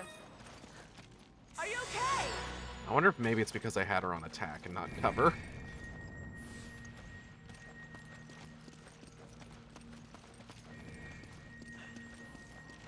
Here we go. Alright.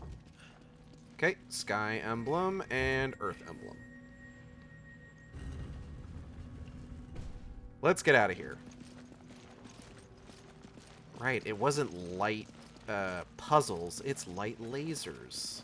I thought there were light puzzles. And I was ready to do light puzzles, but no, there was the light was the lasers.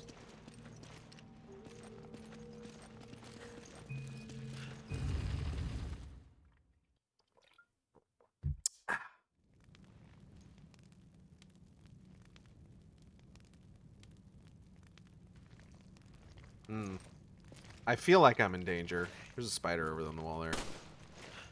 Snake right there. There's an egg. You grab it. Okay. Should probably eat that egg. Just raw.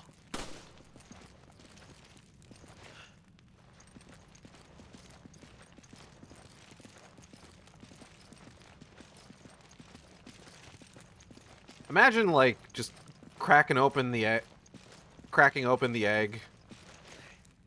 eating it, and there's like a 1 in 1,000 chance your character gets salmonella. And they're just poisoned for the rest of the game. The lasers, but worse. Oh. That's the rotten eggs. Okay, here's the light puzzle.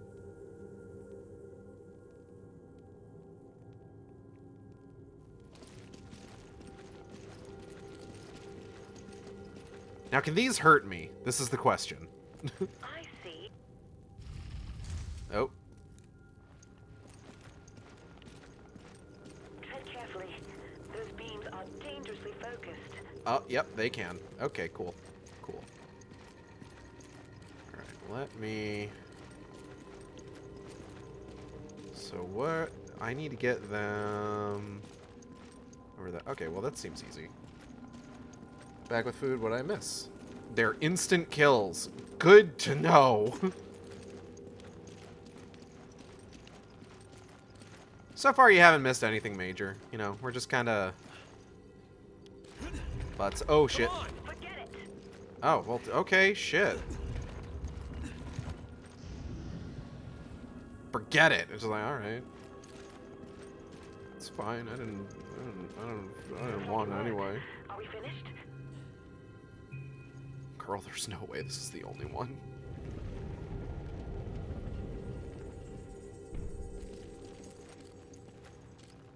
That pillar's in the way, but I think we can knock it over.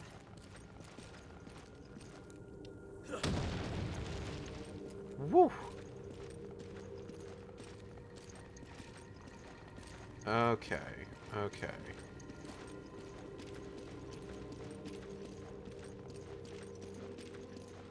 I see. I see.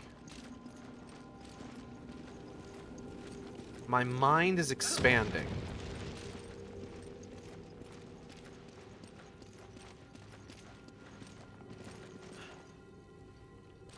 My mind is inflated, becoming big and round.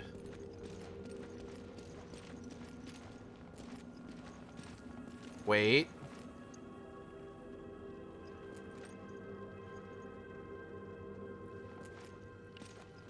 No. Hold on. Because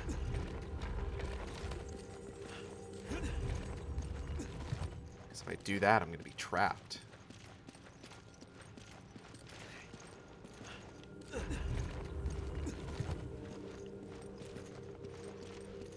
Let expanse contract. Let eons become instant. Nailed it.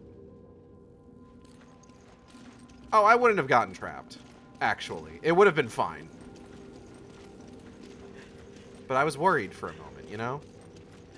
You never know with these sort of things. You never know. What's next? When I was thinking about the new Resident Evil movie that's coming out, I could hear so clearly in my mind, and I posted about this on Blue Sky.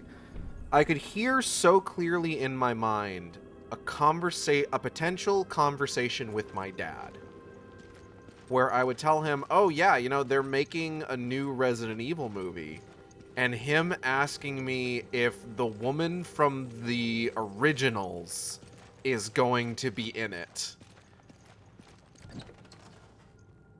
Oh. Okay. Yeah, you know what? Yeah, alright. Sure.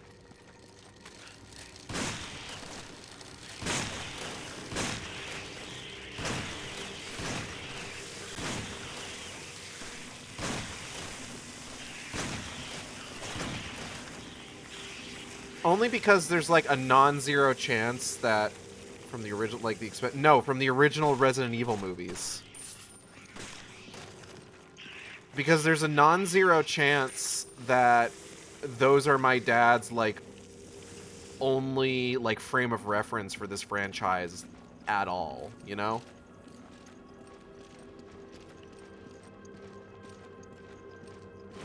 Ooh.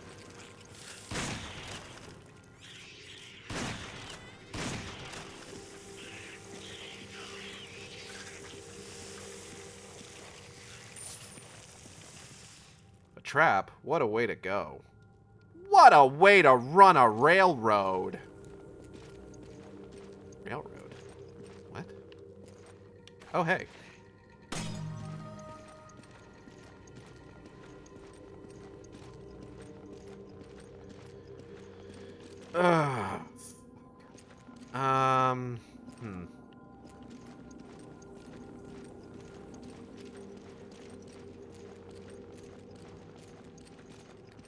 We gotta blast that guy in the mouth with lasers.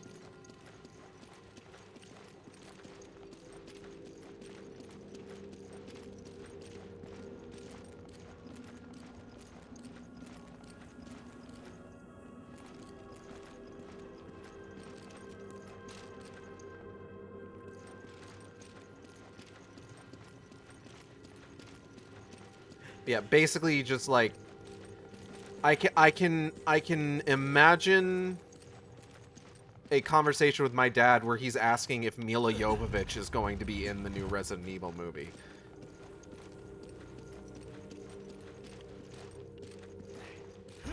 Because I think that's the only way that my dad likely conceives of the idea of a Resident Evil film.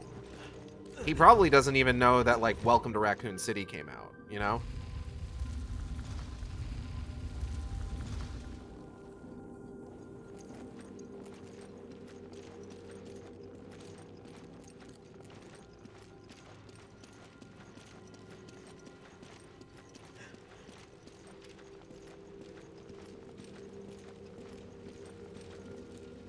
Beetle. Gold. What's this?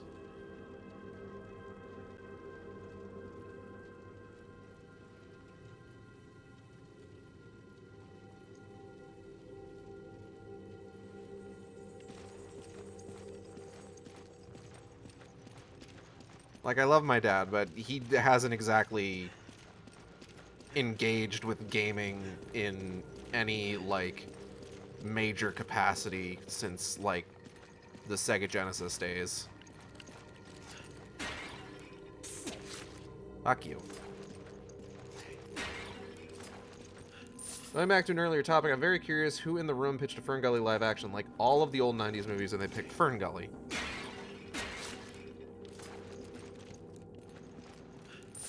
Honestly, it's not too inconceivable a notion. Come on. I can't right now.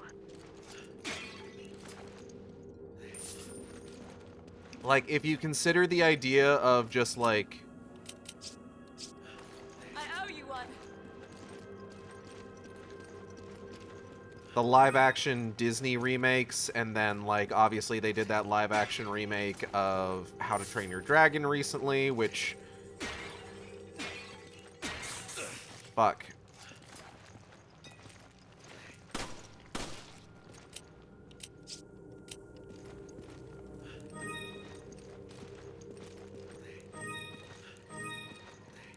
Like, the live-action remake thing is not just a Disney thing anymore.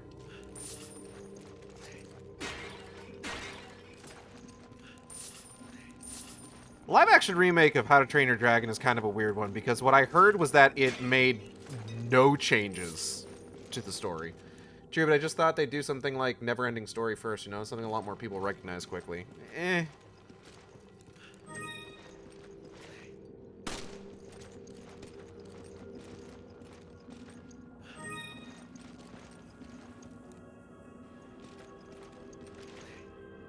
Who am I to comment on the whims of the boardroom?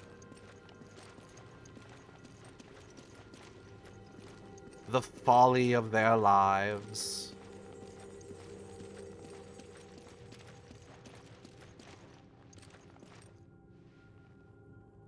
Okay. This is a situation where if I were to turn that... Hold on. Okay.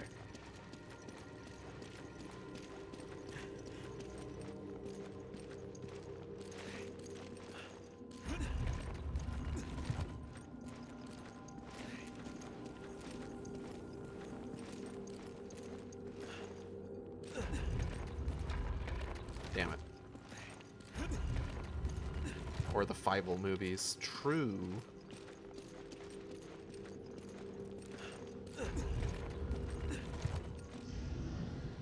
Maybe it was a coin flip. You know, maybe they had like a dartboard just like, what should we remake? And it's just like, heads, it's Fievel, tails, it's Fern Gully. And it ended up being Tails. You know? All right, we got it. Maybe it was entirely arbitrary.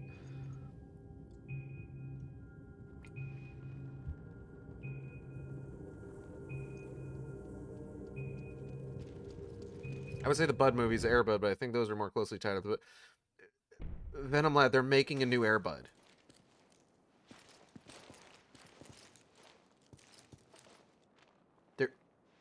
They are making a new Air Bud.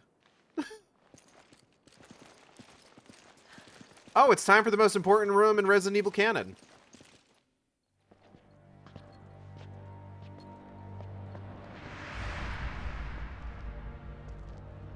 What is this place? Another situation where the character's like, what is this? Whatever, and they can move on despite the fact that this is a hugely important location. The impies, bro. The impies. The implications. How can they survive underground?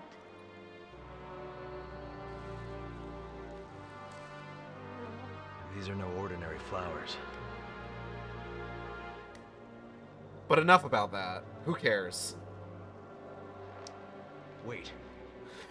Who cares? Look, Tricell. Did they ever stop? They stopped making movies in the Air Bud series for a little bit, yeah. I'm pretty sure. Let's take a look. Air Bud series. Umbrella. What? What was Umbrella doing? I don't know. It doesn't look like anyone's been around for a while. Like, they stopped making Air Bud movies in, like, 2013. Some of this equipment's got the Triso logo on it. Are they working together? On a related note, the new Animal Farm movie sucked to the surprise of no one. Yeah, nobody's surprised about that. Because we had Air Bud Golden Receiver, Air Bud World Pup, Air Bud 7th Inning Fetch, Air Bud Spikes Back. Then we had Air Buddies, Snow Buddies, Space Buddies, Santa Buddies, The Search for Santa Paws, Spooky Buddies, Treasure Buddies, Santa Paws 2, The Santa Pups, and Super Buddies. And next year, in 2027, we're getting Air Bud Returns. I feel like 2013 was a little late. Also, my cat is on boob and she's mad I didn't start petting her. I mean, yeah. That's cats for you. Disney Buddies is one of the top oh god, it is a Disney franchise. It's one of the top direct-to-DVD franchises behind Disney Fairies at $300 million, with the first 12 films grossing $220 million by March 2014. I remember I started watching the Disney Fairies series. I never kept up with that. One of these days, I should try that again. Because, like, there's only like 6 movies.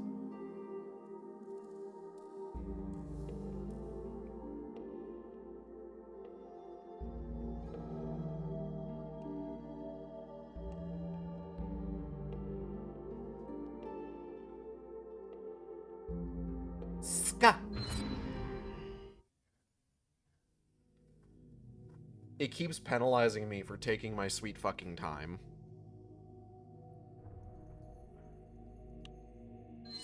Okay, first off, get this shit out of our goddamn inventory, Sheva. Second,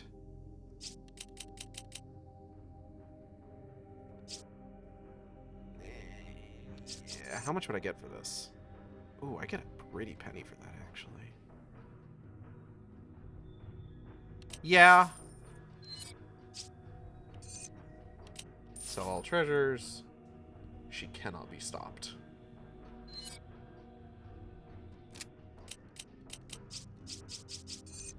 Upgrade this bad boy a few more times. Anyways, I'm off to bed. Night, everyone. Night, Lila!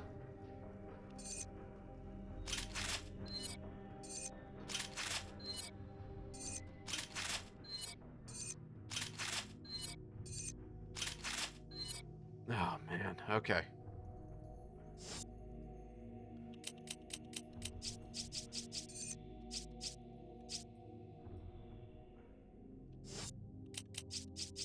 Is there a $1,000 upgrade on this one? The answer is no. How much do the eggs sell for? An ordinary egg. It can be used as a weapon. Love that. One less person with this.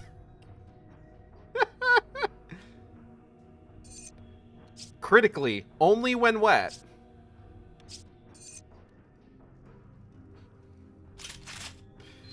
God. Okay. We're ready. I wonder if this is what Irving meant by answers. Not sure. But obviously there's a connection here with Umbrella. And that's never a good sign. We can worry about this later. First, we need to find out about Jill. You're right. Let's see what we can dig up. We can worry about this later. Chris, no! These are the flowers the progenitor virus comes from! This is, like, super important to the lore, Chris! Chris, the lore! Quiz! Quiz the war! The whole quiz! Am I okay? Oh, God, alright. Was Umbrella doing research on these flowers? Fuck. We may never know.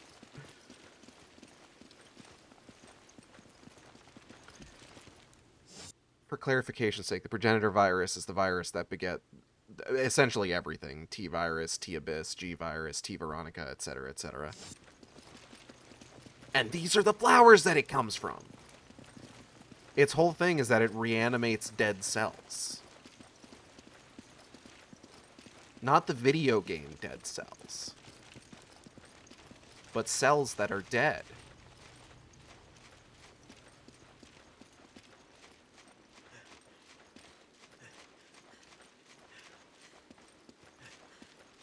I don't know, it's just very funny to me, just like, what was Umbrella doing here? Whatever. I owe you one. Thanks. Thanks. It's just like, who gives a shit? Umbrella, what do they have to do with this? I don't understand.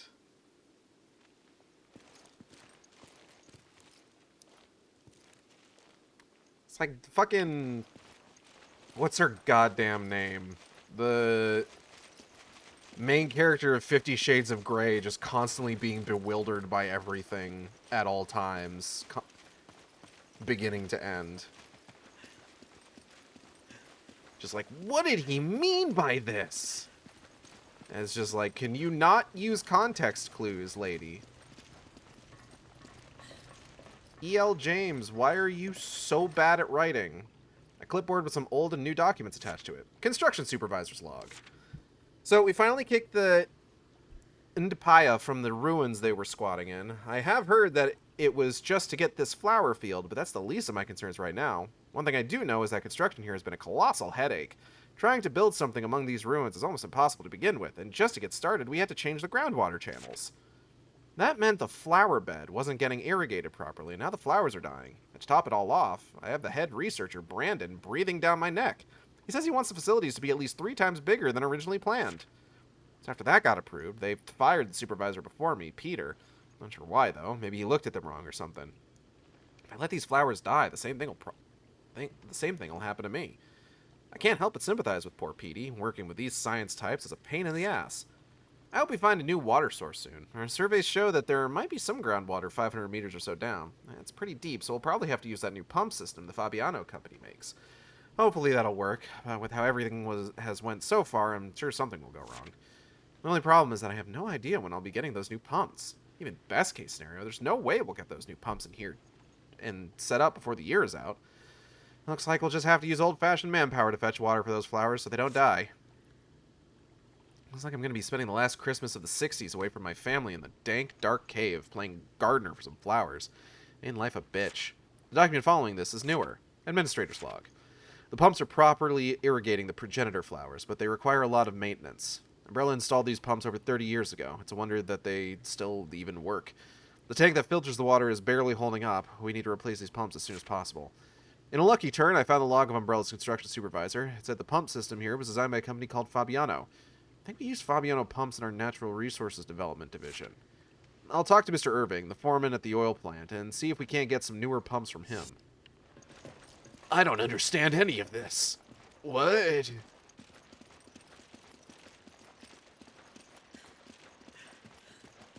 More things for me to not know anything about. From Chief Researcher Brandon's Journal, number 1. 1966. December 4th. Mr. Spencer once spoke of a flower called the Stairway to the Sun. Supposedly, this flower would give the person who consumed it incredible abilities. Everyone thought it was nothing more than a rumor or legend that Mr. Spencer was telling us, but later research would prove us wrong. The first person to recognize the validity of that story was my teacher, Dr. James Marcus. He hypothesized that a virus, hereto unknown, might exist that could alter DNA. James Marcus was the guy who created the T-virus. He's the bad guy in Resident Evil 0. The man was so perspicacious. His hypothesis turned out to be correct. The virus discovered in that flower was labeled progenitor. For 3 months in Africa, we worked diligently, fretted over results, and staved off attacks from the Ndapaya. After such time, our efforts were finally rewarded. Even Dr. Marcus, who until yesterday looked exhausted, was in good spirits. He wants to return home as soon as possible to delve deeper into his research. I feel the same way. I want to learn the secrets of this progenitor virus as soon as possible. 1967. February 12th. We've hit the metaphorical brick wall. We brought the progenitor flower back from Africa and attempted to cultivate it here. The initial culture samples of the progenitor virus have not shown DNA-altering characteristics. We cultivated the flower to mass-produce the progenitor virus. At first, everything proceeded smoothly. The plants were strong and grew quickly. In a short amount of time, they flowered. Here's when a major problem surfaced. The flowers did not contain the progenitor virus. Perhaps the environment in which they're grown triggers the development of the virus. This matter must be investigated further. March 23rd. We've made no progress. We've tried cultivating the flower under different conditions, but with no luck in triggering development of the virus itself. Thus far, we have tried changing the soil, water, temperature, and light exposure, all with no success. I got into a heated debate with Dr. Marcus about the direction this research was taking. During that debate, Mr. Spencer interjected some foolhardy notion of starting a company. Without the progenitor virus, there's no point in starting a company. Does he not see that? It's all pointless.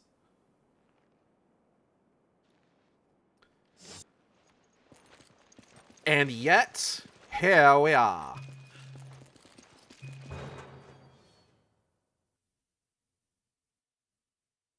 We will probably wrap up after this chapter. Just because it's starting to get a little late. Oh, we got documents out the fucking ass. Welcome to the Shark Stream Book Club. From Chief Researcher Brandon's Journal number 2, 1968. It's been over a year since we've had any breakthroughs. That's why Dr. Marcus and I have decided to return to fucking Sheva's off breaking shit while I'm reading books. That's why Dr. Marcus and I have decided to return to Africa. We can no longer continue our research without the progenitor virus. I know those routine attacks by the Ndapaya are really going to rack my nerves, but for the sake of our research, I will persevere. In the face of my foreseen dismay, it was Mr. Spencer who provided the answer. If you're worried about the Ndapaya, then we'll just have to remove them from the equation. I can only imagine the look of shock on our faces.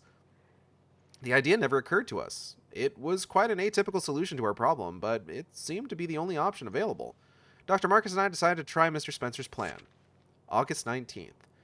Finally, some good news. We learned they were able to chase the Ndapaya off their land. The land we acquired only amounts to half of those underground ruins, but if it includes the area where the progenitor flower grows, then there should be no issues. Mr. Spencer said he plans to construct research facilities at the site, which will expedite our research into the virus. We hastily made our preparation to depart for Africa, but Mr. Spencer requested that Dr. Marcus stay in Raccoon City to take over the training center. That's the area the Resident Evil 0 takes place in for a good chunk of the game. We were initially taken aback by this request, but we soon realized it was the logical course of action. Dr. Marcus needs a calm environment to properly conduct his research. If he were in Africa, there would be no proper facility for him to use at this time. I just hope the African research facilities get built soon. So now I will go alone to Africa and send back samples of the progenitor virus to Dr. Marcus. Both Dr. Marcus and Mr. Spencer agreed this is the best course of action. I have to start making preparations to go. I have a feeling I'll be pretty busy starting tomorrow. September 29th. I've been in Africa for 2 weeks now. It's a good thing Dr. Marcus isn't here. This place is far from being a paradise of research and scientific study. So-called research facilities are nothing more than a bunch of tents, and we have to employ armed soldiers to keep the Ndapaya at bay. The thing that gets on my nerves the most is the sound of the construction for the real research facilities. How am I supposed to concentrate on research when everything is threatening to drive me insane? I'm trying to just concentrate on extracting virus samples from the progenitor flower so I can send them to Dr. Marcus. Hopefully, if I focus on my work, I can remain sane in this godforsaken place. 1969. June 15th. The research facilities are finally completed. This is the real Umbrella Africa Research Center, not just some pile of tents. But I've come to a realization in the past 9 months. The facilities are too small for our needs. We need to make them larger, more suitable for research. Then we can fill them with some more talented researchers. This place needs to be our front line in our progenitor virus research. Our results will do a great service to Dr. Marcus and his viral research. In a rare turn of events, that old skinflint Spencer actually agreed with me on this. Girl, what have you been up to?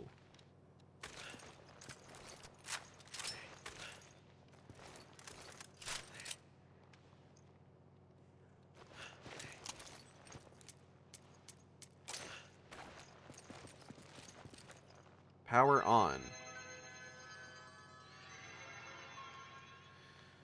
Research Center Director Brandon's Journal. 1998. Which I believe is the year that Resident Evil 1 takes place. November 16th. We've closed down the research center. It's strange, but I don't really care. I'm indifferent to the whole thing. I feel the same way as when I heard that the Arclay facility in Raccoon City were destroyed. When did I become so apathetic? I spent every waking moment researching and extracting the progenitor virus. Everything I did was for Dr. Marcus. Actually, when I think about it, I probably stopped caring the day I heard he had died all those years ago. Marcus had been killed by Wesker and Birkin years prior to the events of Resident Evil 0, 1, 2, and 3. I didn't feel angry or happy or even shocked. I felt nothing at all. It was as if all my emotions just shut down. I just kept sending out samples of the progenitor virus to all of Umbrella's laboratories. I was just an automated machine reporting to Umbrella headquarters every time one of my subordinates made a breakthrough or discovered something new. It was like a zombie ambling through life. No thoughts, no feelings. Now the research center where I've spent half my life is closed. I really don't care one way or another. Probably all for the best.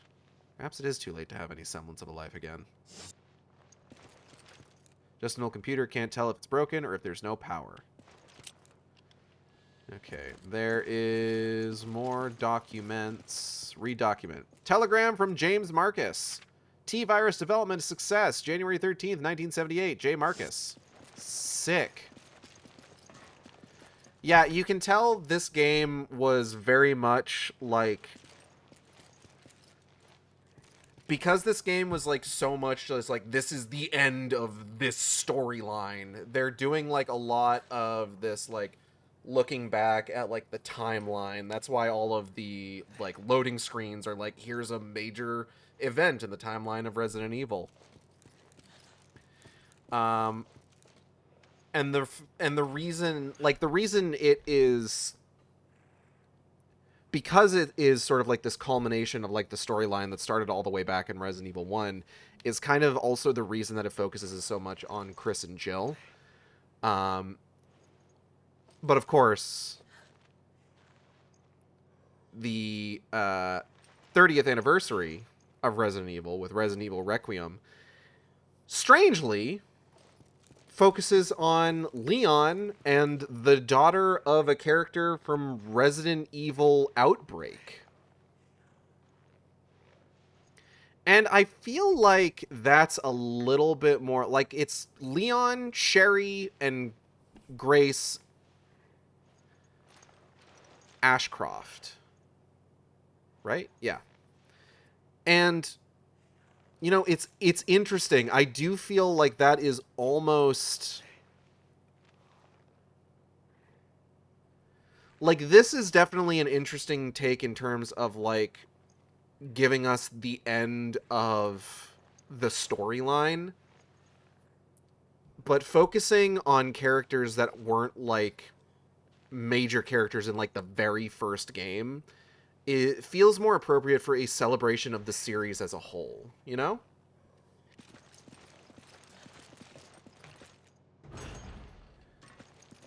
Like, we're not just making this all about, like, Chris and Wesker and Jill. It's about every part of the series. It's about Leon. It's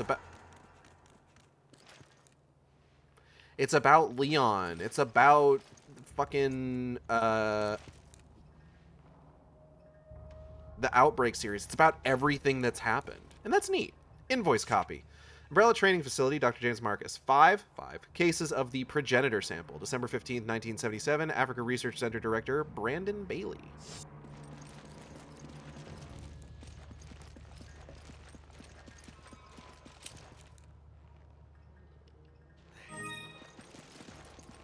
I don't know. It's interesting to think about what the priorities were for when they were ending the storyline versus the priorities when they were celebrating the 30th anniversary. This is the facility from the picture. No doubt about it. We're finally getting somewhere. Power on. Oh, this one, Tricell. Tricell researcher Miguel's Journal, number 1. February 19th. When I heard it was the laboratory used by Umbrella in Africa, my expectations were raised, to say the least. When I saw it, well, it's a lab in name only. I don't know how Umbrella ever used it, and Lord knows how Tricell could possibly have any use for it. The place was abandoned long ago, so there's nothing there of any value to us. Not one piece of lab equipment remains, at least nothing that still works. Can't say I'm surprised, because I have expected this. Anyway, the important thing is the progenitor virus. If we didn't need that virus for our research, there would have been no need to come to this rundown Umbrella facility anyway. We already have samples of the T-virus, the G-virus, the T-Veronica virus, even the Las Plagas parasite. We have everything we need for our research. We just didn't have that damned progenitor virus. But we finally got our hands on it. Hopefully, this will give us that much needed breakthrough in our research. I can't wait to start working on it.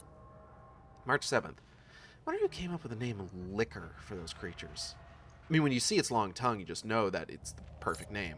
But for researchers like me, BOWs like liquors are just a pain in the ass. If I said liquors were too perfect, I'd probably be going too far in my praise. But they're pretty much an evolutionary dead end. There's no room left for improvement. BOWs that were created using the T-virus don't seem to show much improvement when the progenitor virus is administered. I mean, their abilities show some slight improvements. For example, their sense of smell seems more or less improved.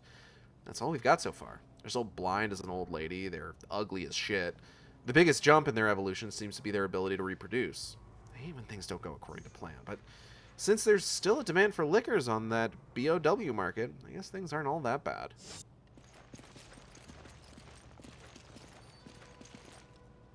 So those flowers again. Somehow, I don't think these are for Mother's Day. Eh. Time for collab. I'll see you later. Who are you going to be collabing with? Should we raid in?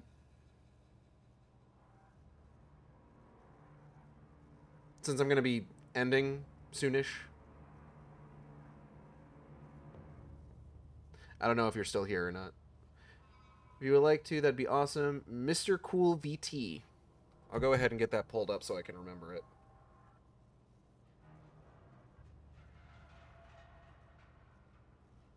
Mr. Cool. Will this guy actually list their ability to fuck as something that somehow improve? I don't think fucking is the idea here. I think when he says reproduce, it's more about, like, you know, spreading the virus. Yeah, no, we made liquors hornier. I think I've seen enough of these flowers. Great news, everyone. We gave the liquor a penis. Yes, it is just like their tongue.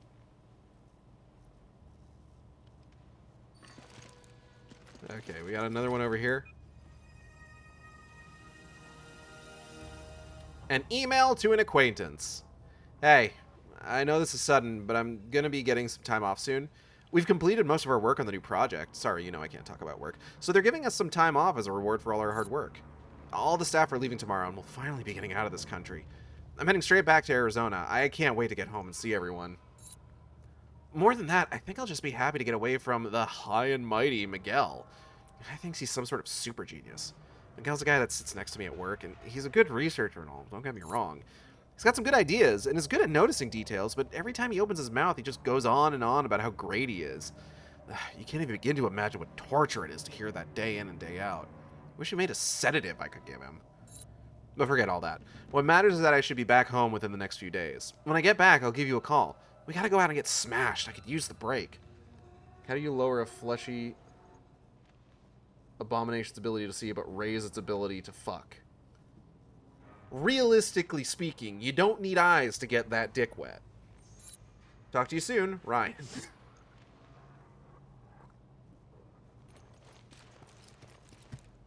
Ah.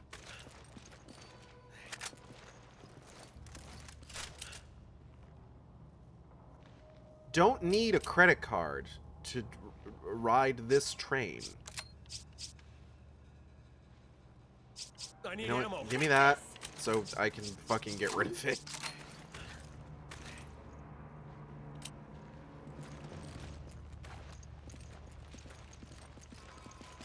You're not wrong, but that raises so many other questions. Like, if this is somehow something they improved, why the hell would you need to go all evil scientists with it?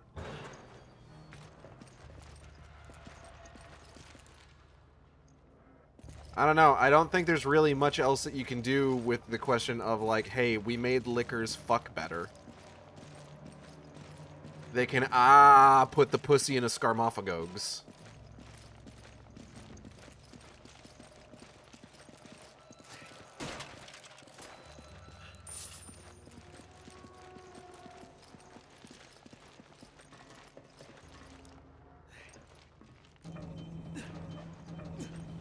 We've seen the Viagra commercials. People pay all the money for the ability to fuck more.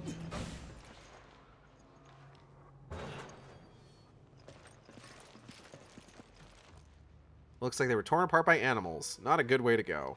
Yeah. Animals. We definitely haven't been finding documents about liquors this whole time or anything. Oh, there they are. Oh. Mysterious. Careful. I saw something.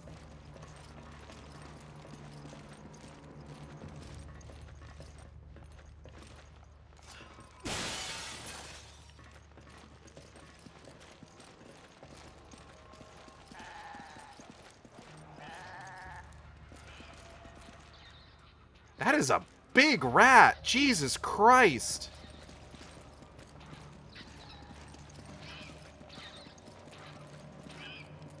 Cage for lab animals. BOW research, I suppose. Like, I know rats can get pretty big, but, like, that just seems... That seems egregious.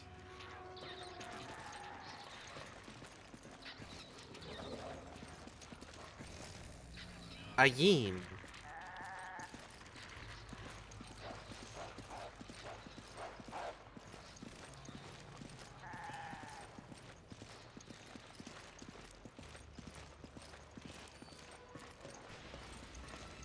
Oh, hey. Oh.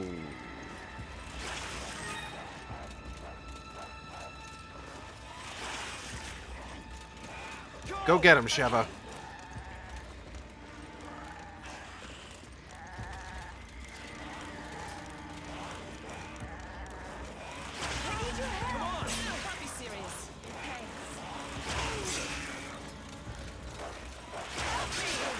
Ow.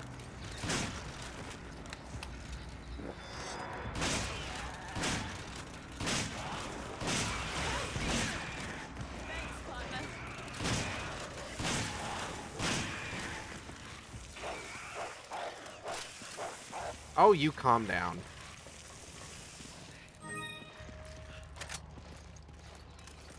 Sheva, we see that tongue. Do you really need help?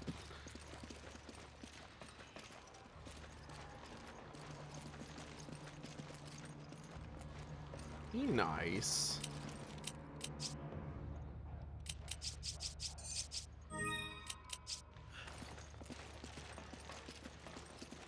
Okay.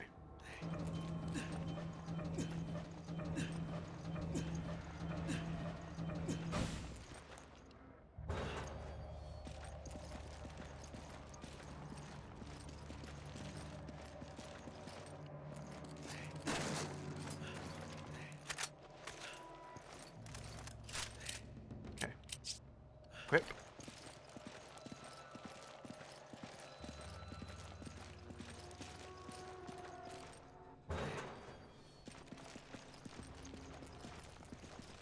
Hello. Okay, yeah, I don't need that. A herb.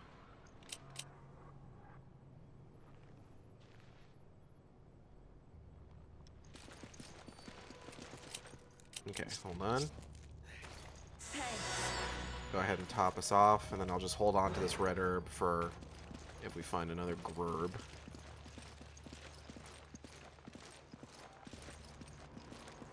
Sheva, do not pick that up.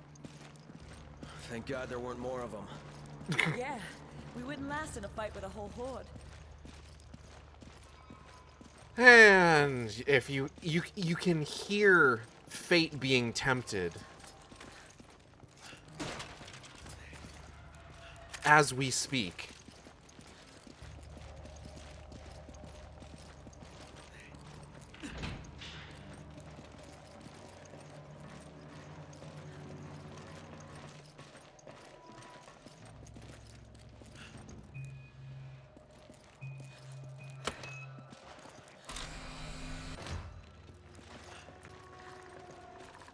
I don't think they'll notice us.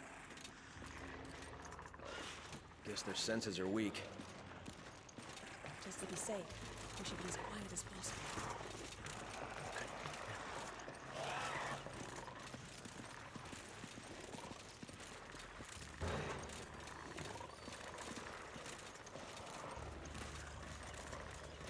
You're doing great, Sheva. Ah, fuck. Damn it! They hurt us! Yep.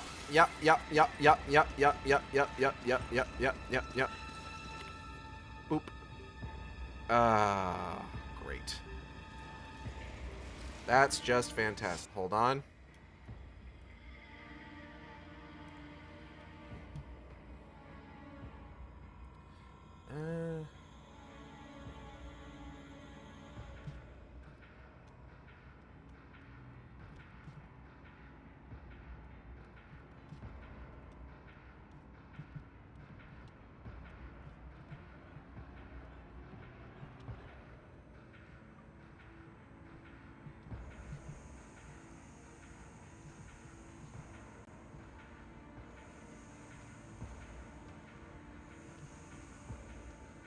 Okay.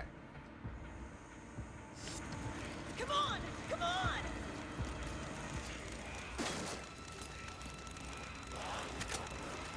Oh. Go! Roger!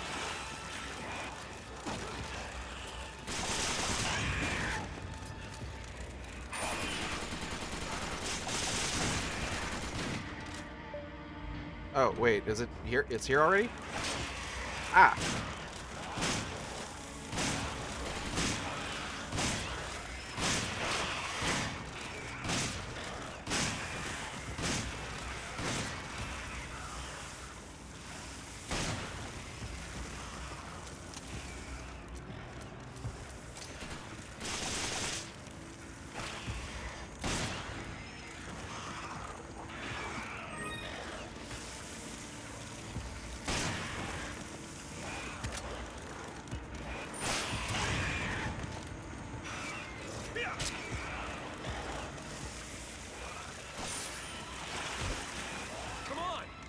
We should probably leave. Damn, okay. Take it. Okay.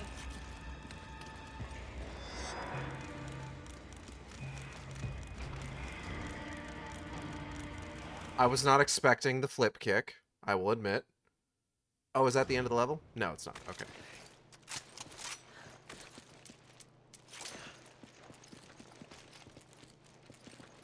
Don't pick up the handgun ammo. Don't pick up the handgun ammo. Okay. You take the machine gun ammo. Don't pick up the handgun ammo. I swear to God, if you pick up the fucking handgun ammo. Okay. Oh, right, we have to fight Metroid Prime.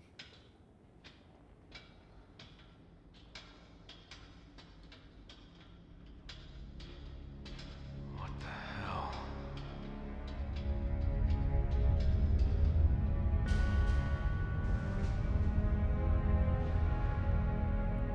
Oh my God. It's the end of Resident Evil, the final chapter. Pictures too. Wait, that means Jill might be here.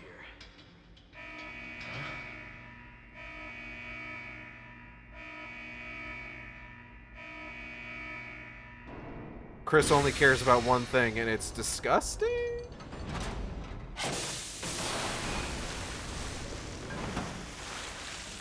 Oh. Well, fuck that guy in particular, I guess. What have they done?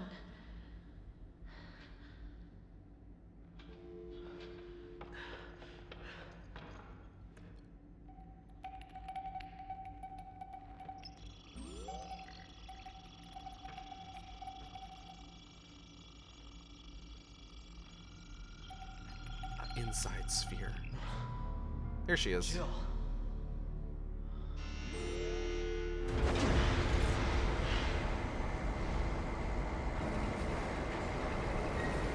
Welcome back, Zilla.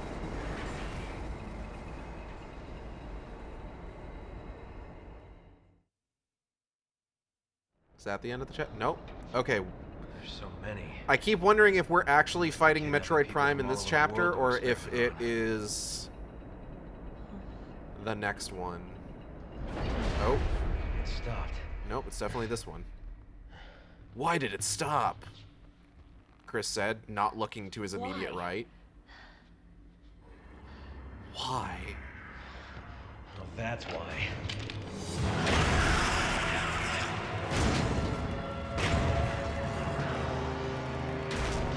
Big crab.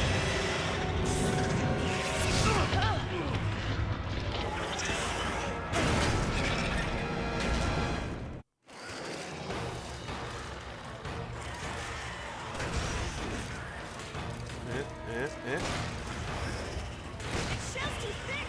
Our guns are useless against it! He's down! Now's our chance!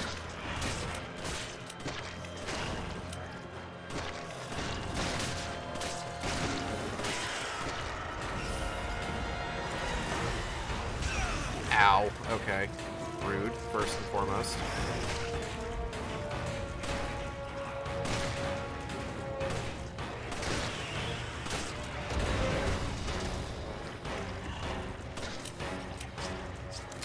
Give me a grenade.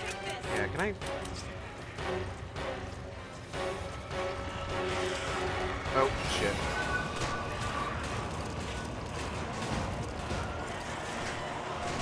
Fuck, okay.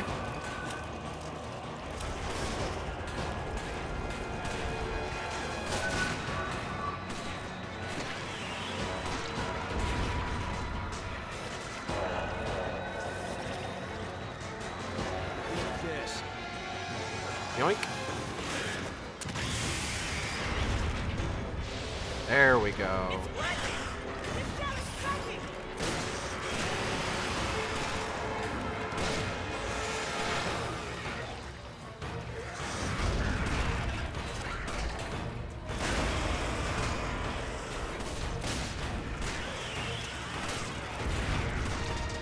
Okay, hold on. I have another grenade.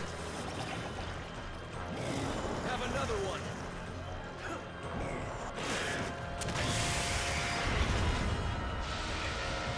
The shell is full! Aim for that spot!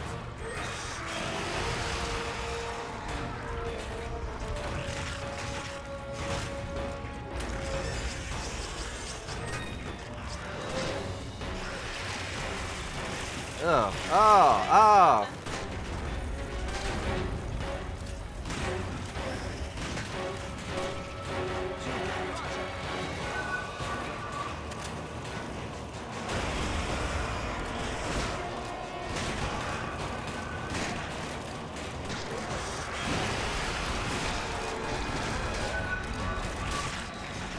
Whoop. Oh, shit. Okay.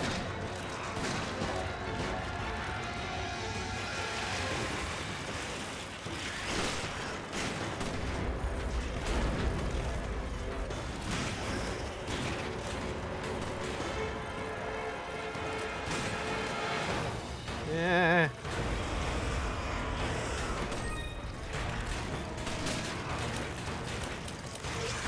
Give me a grenade.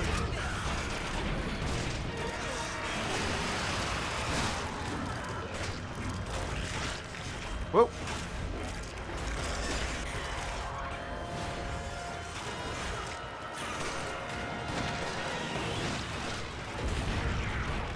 All right, let's get another one in there. Or just shoot him. Either one.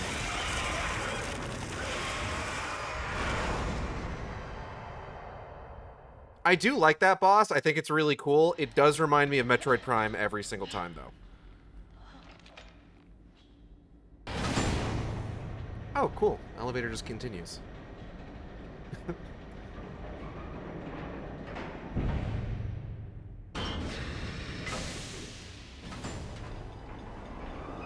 Jill!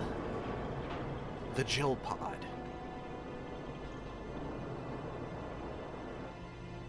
Finally, after all these years, I'll finally be reunited with my partner, Jill.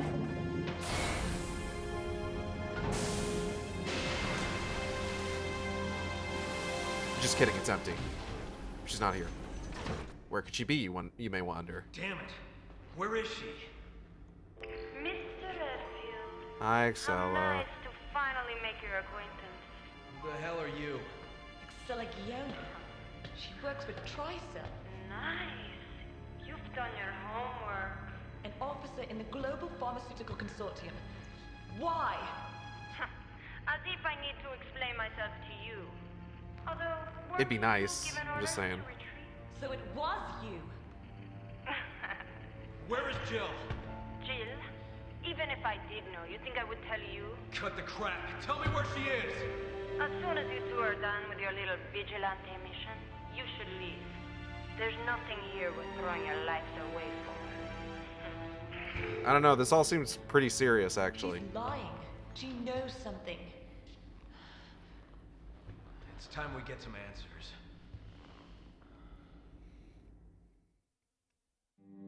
And we're done. All right. That is going to be it for today. I want to thank everybody for coming by the stream. I hope you all had a good time. I know I did. If you enjoyed the stream, you can subscribe here on Twitch. We have special emotes for subscribers. You can also follow me on Blue Sky and Tumblr at AcidXShark. That's AcidXSHARK, where I post all the streams as they happen. Or you can follow me on YouTube at AcidXShark, where I post all the streams after they happen. Art for the stream was done by Jay Echo, who you can find on Blue Sky at jayecho.art. That's JAYECHO.ART. Great artist, does great work. Highly recommend checking his stuff out. Highly recommend commissioning him. VTuber was done by Teva, who you can find on Blue Sky at Teva Meow. That's TEVAMEOW, with rigging by V747, who you can find on Patreon. Upcoming streams. So, I have been mentioning previously that just like, oh yeah, you know, standard upcoming streams, you know, this week, next week. I did forget that there is something going on next week that I actually won't be able to stream. So we will be taking next week off. But we will be back the week after that. We'll still be streaming tomorrow. It might be a bit of an earlier stream, potentially. I'm not 100% sure just yet exactly when that's going to be. But we will still be starting Metal Gear Solid tomorrow.